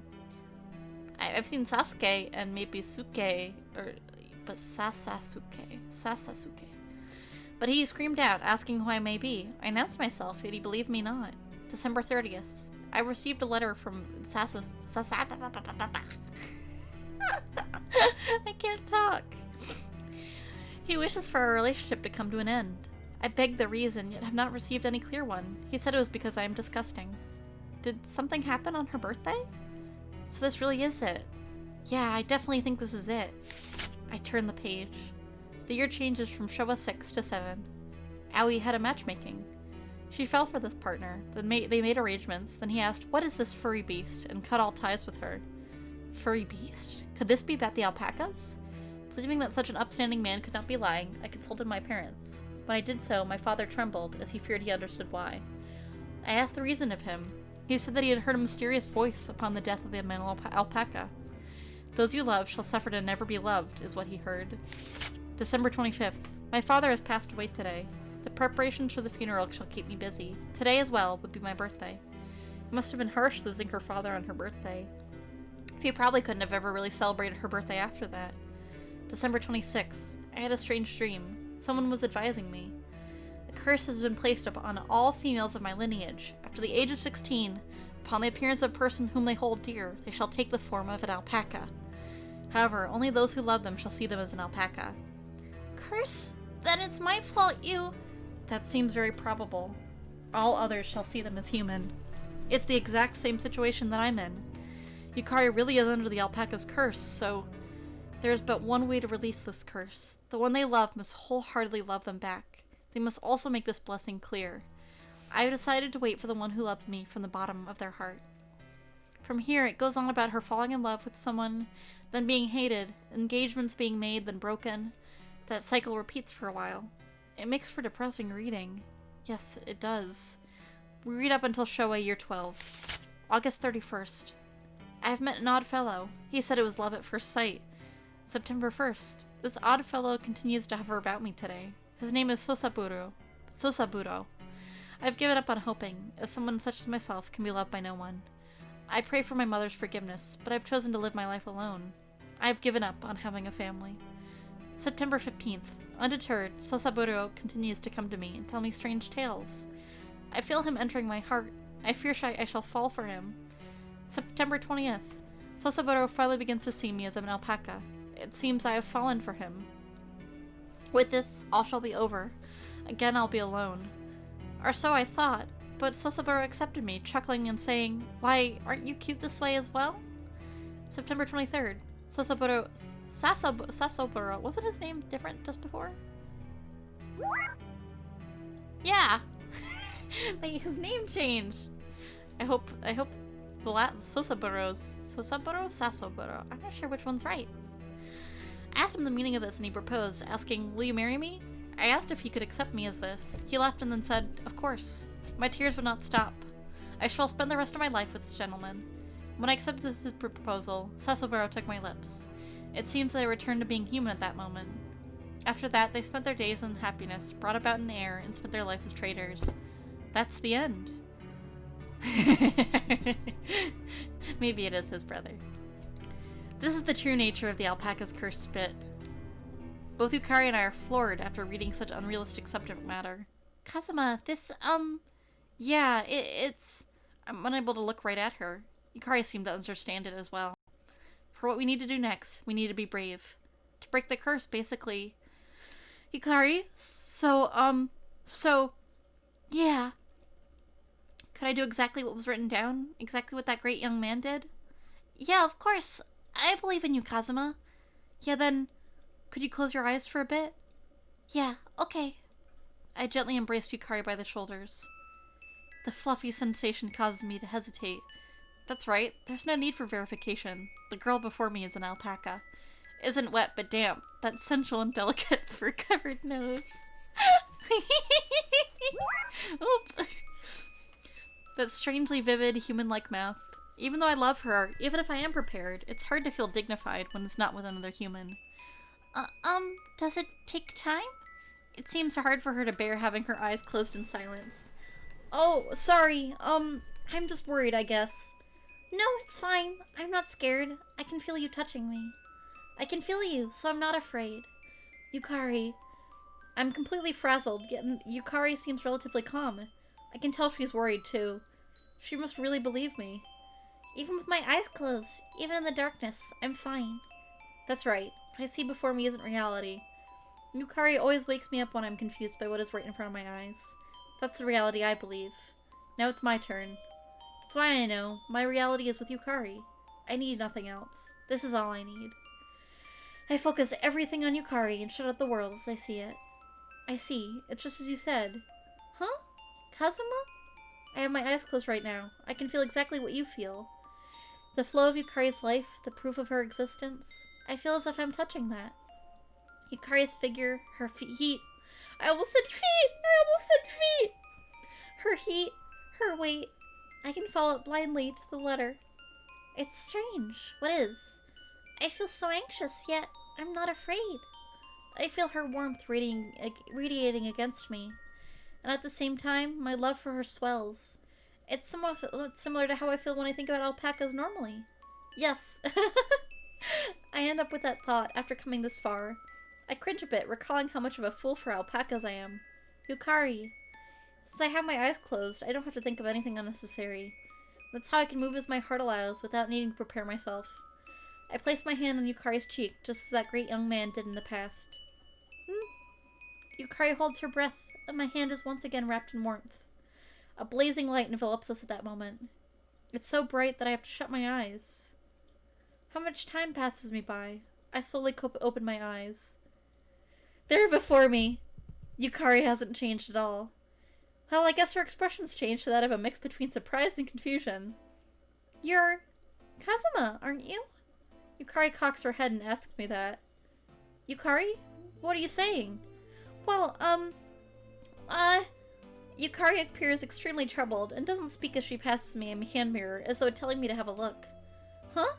I can see Yukari in this mirror. No, Kazuma, you've turned into an alpaca! Huh? What's the meaning of this? I am this reflection? Is this possible? I move my hand and make a face, and the alpaca in the mirror does the same. I finally come to grips with what happened after checking myself in the mirror over and over. Instead of breaking the curse cast on Yukari, I've brought it upon myself. The realization of failure brings with a shock that causes me to black out. I tried so hard up until now, and this is the result. Why did this happen? What did I do wrong? Kazuma!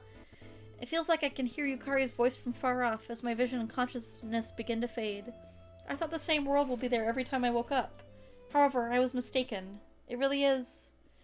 That single phrase escapes my mouth as I rest on a bench, tired from running around all over the place since early in the morning. Black Cat, the shopping district, the park, filled with alpacas. The day after I became an alpaca, I discovered that everyone is now an alpaca! My family, friends, even my boss, travelers, celebrities, adults, children, men and women. All humans have, without a single exception, turned into alpacas.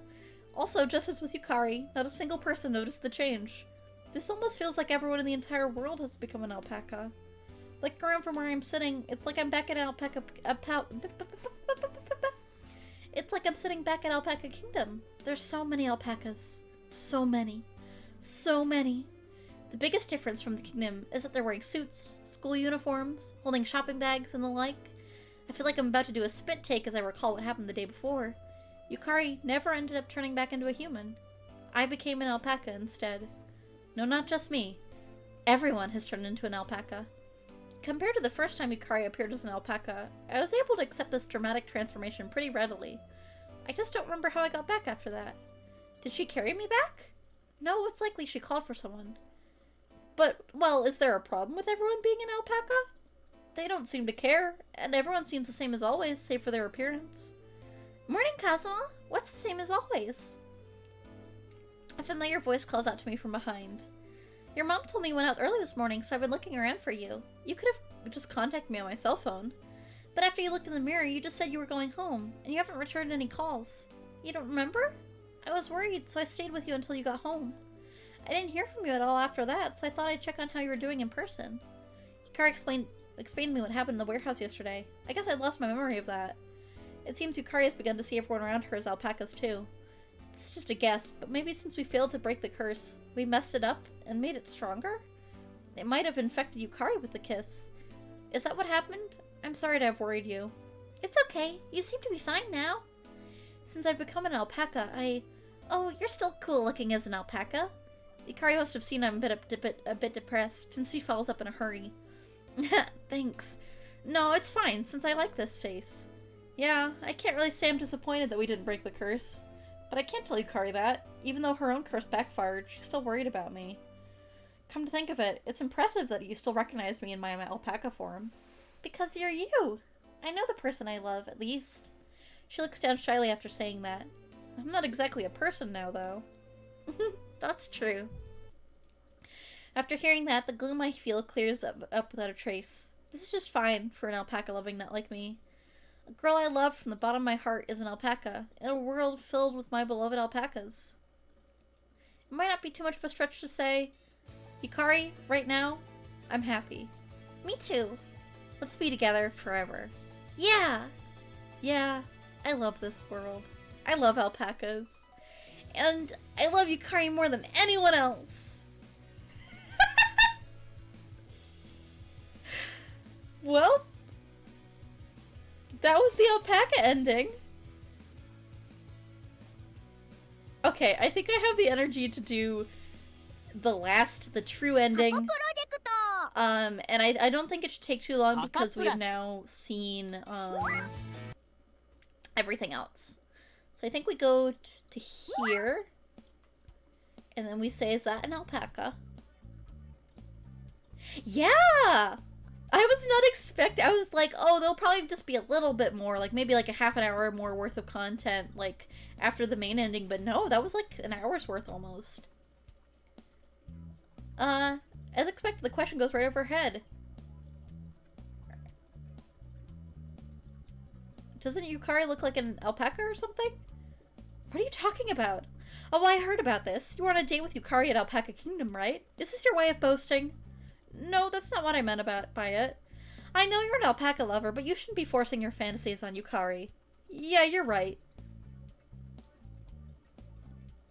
Okay. Yeah, so I think we just have to do the right answers and then whoop. Oh no, it froze. Please don't crash. Don't crash. Okay. Whew.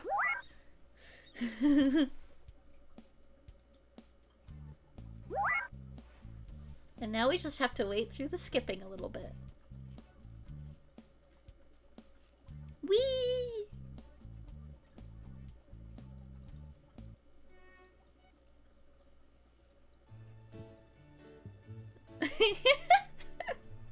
I'm still sad that we didn't get to see anyone else as an alpaca. We got to see a little bit of the protagonist as an alpaca, but...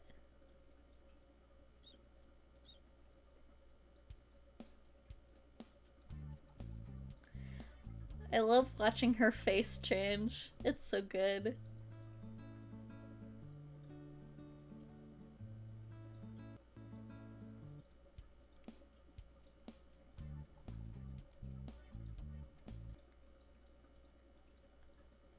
squeak.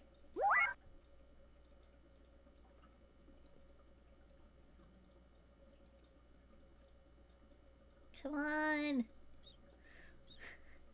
I need to turn my girlfriend back into a human.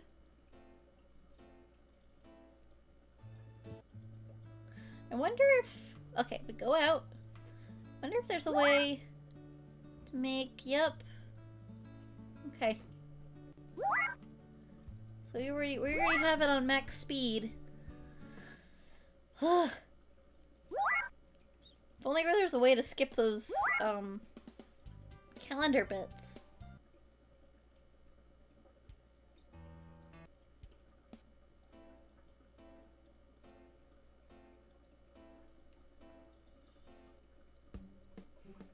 So I think the reasoning is that, you just have to, like, be concerned enough with Yukari, and if you choose the other options of do you like alpacas, you're just alpaca obsessed.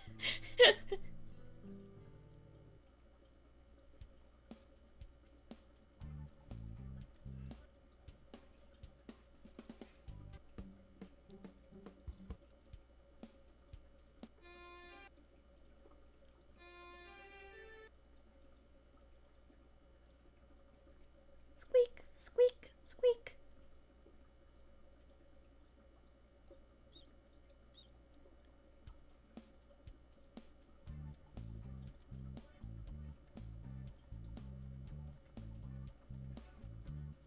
Okay, we're almost there. We're almost to the school. We're back to the school festival. Ugh.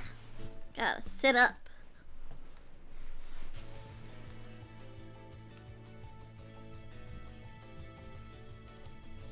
At least we get to see Maid Paca.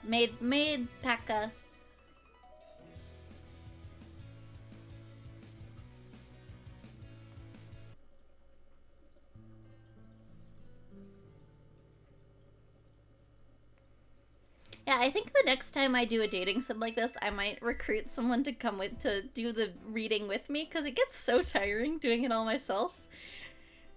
It's not so bad when it's okay, let me make sure that I'm reading the break the curse. Okay. So to break the curse, we do have to say I can't go out with you anymore.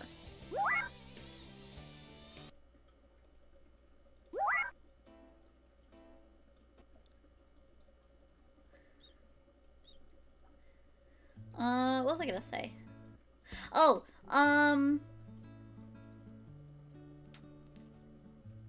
what was I gonna say? Oh, yeah, next time I do a dating sim, I'll probably recruit someone to come do the voices with me, because mostly this has been okay, because I've been reading just two different people.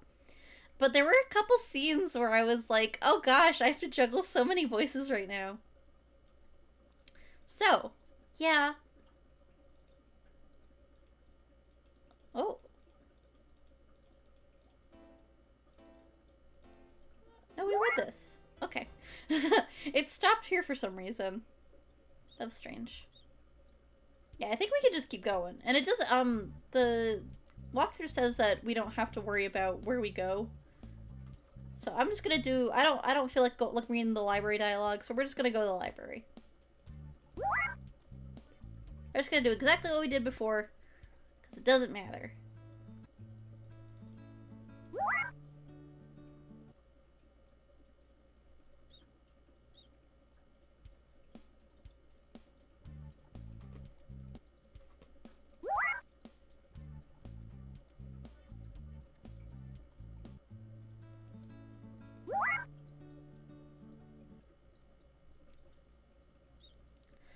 Ah.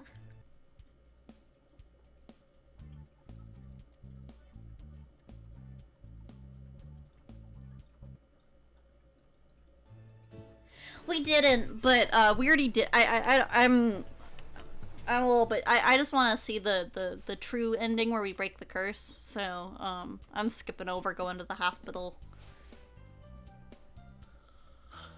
I'm sure it's not that interesting, honestly, because the library wasn't that interesting. none of the choices for where you investigate matter, because you're gonna end up talking to the owner, and he's gonna give you the actual thing. Oh, there we go. A blazing light envelops us at that moment. It's so bright that I have to shut my eyes. The flash whites out my sight, then a glow like twilight slowly surrounds us. How much time passes me by? I slowly open my eyes. There before me, Yukari appears as a human. Oop. Yukari appears as a human like she was before we went out on that date. I feel my fingertips shaking. They're also numb. Blood rushes through me again. A new world takes shape. It does sort of feel anticlimactic. No, maybe curses just aren't that big a deal. My worldview has changed. No, has just reverted back. Yukari continues to look at me, worried. Kazuma? How am I? I try responding as bluntly as possible to keep her from feeling worried. Yeah, it seems you're back to normal. Yukari breathes a sigh of relief after hearing that. Suddenly, the sight of Yukari fills me with affection, and that makes me feel a bit embarrassed. So I start teasing her. Well, you know, you were cute as an alpaca, too. Jeez! That's all you talk about! Yukari puffs out her cheeks. I can't displease my princess any further. My expression turns serious again as I look at Yukari. What? Becoming aware of my gaze, Yukari blushes. It's been so long since I've seen that look on her face. Yukari, I love you. Oh, yes, I love you too. Hey, can you do that again? With this dimly lit warehouse, our lips touch once again. And then we get married. Yes. Yes? Hoop. Yeah! And now we have the wedding CG with her as a human. It's a remarkably fine day in June during the rainy season. A shower of flowers dance in the wind. Friends and family are gathered out in front of the church giving their blessings. Yeah! Oh, she does look so pretty. I think the dialogue's basically the same. At least from the wedding guests. I think I'm just gonna skip over that. Once we solved the mystery of what happened on Yukari's birthday, no other strange incidents happened. Once the dust settled, it all felt like a dream. After that, Yukari and I lived on as an ordinary couple. At times we celebrate together, like the big party we threw when we were accepted into the same college. At time going to Alpaca Kingdom, where I spend all my time fluffing the alpacas until she gets annoyed and says, "You don't need me anymore, do you?" It would have been great if everything but her head turned back to human. That would have been an interesting ending, actually.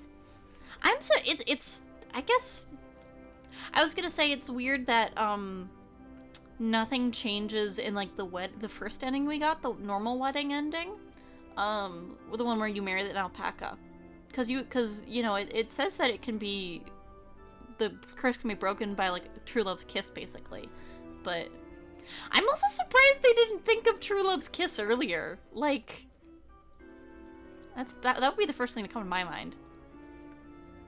They're trifling matters, but these small joys and pains are precious to the two of us. When we decided to marry, both of our families worried, feeling it might be too early. You could say it was to be expected. Her father especially kept telling me to head over for a talk. Time and again, I had to listen to her father tell me he couldn't give her up, while clueless to what to say to him in return. It was quite the ordeal. But no, those are all just fond memories. Today, we're able to have our wedding ceremony with the love and support of those around us. Through thick and thin, Yukari has supported me with an unfaltering smile. I'm truly a lucky man. Kazuma, I'm not too heavy, am I? Don't strain yourself. The subject of this whole matter calls out to me in concern. I'm fine. This is nothing. As I say that, Yukari has a full, beaming smile on her face. Actually, it sort of feels like you want things to stay this way. Is that obvious? I just feel so fulfilled like this. I understand that feeling. Up until today, Yukari has always done her best. Before the ceremony, we actually were already living together in an apartment and getting ready to move. Somehow we were able to pull off the wedding despite running around screaming, "So busy," while we're looking for a new place and making arrangements. I'm just thinking again of how blessed I am, having everyone here and being able to have this day. The smile on Yukari's face can only be described as shining. I just feel so happy, remembering everything that's led up to today. I almost feel a bit guilty that I'm this blessed. Is Yukari worrying that I feel left out? She thinks she's the only one happy here. That's not it. What are you saying? I'm just as blessed. Really? Being able to carry this incarnation of bliss wouldn't be fulfilled. Hey, I'm not some supernatural entity, okay? Yukari struggles my arms. Now, you'll ruin your dress. Haha, no, they say incarnates are the gods taking shape on Earth. You are the genuine article, the true incarnation of bliss to me. Aww. She stops bonking me with her hands. Kazuma, you're my Prince Charming. Yukari mumbles as she blushes. We support each other in all things, giving each other that intangible gift known as happiness. Thank you, Yukari. We'll be together for the rest of our lives. Thank you too, Kazuma. We'll be together always. Of course. I love you, Yukari. Me too. On this clear day in the midst of the rainy season, a single white cloud floats through the sky. For some reason, the cloud looks like an alpaca to me. I laugh wryly to myself so no one can see. Blessings for our lives together. Yay! We got all the endings! I'm happy. Happy. PacaPlus. Yeah, let's go look at memories. Yep! There they all are!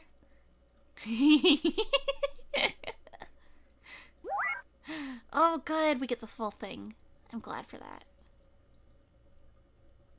Well, 3 hours and 20 minutes. I think the last PacaPlus stream I did was... Gosh, how long was that? I don't remember. At least an hour and a half. So this is a pretty long game. But I'm really appreciative of everyone who joined me. Everyone who stuck it out through all of it. I had so much fun. And I did get a little bit emotional when we were going for the bad ending. But I'm glad that we got all the good endings and everything. So that's gonna be it for tonight, everyone. Thank you so much for coming. I really truly appreciate it. And I hope you have a wonderful night tonight, okay? Make sure to get lots of rest and drink some water and take care of yourself and eat if you haven't had dinner yet. It's a little bit late for I am, but... Yes, thank you for coming, Coco. I really appreciate it. Thank you for coming, Katie. I hope you all have a wonderful night. Good night, everyone. Good night.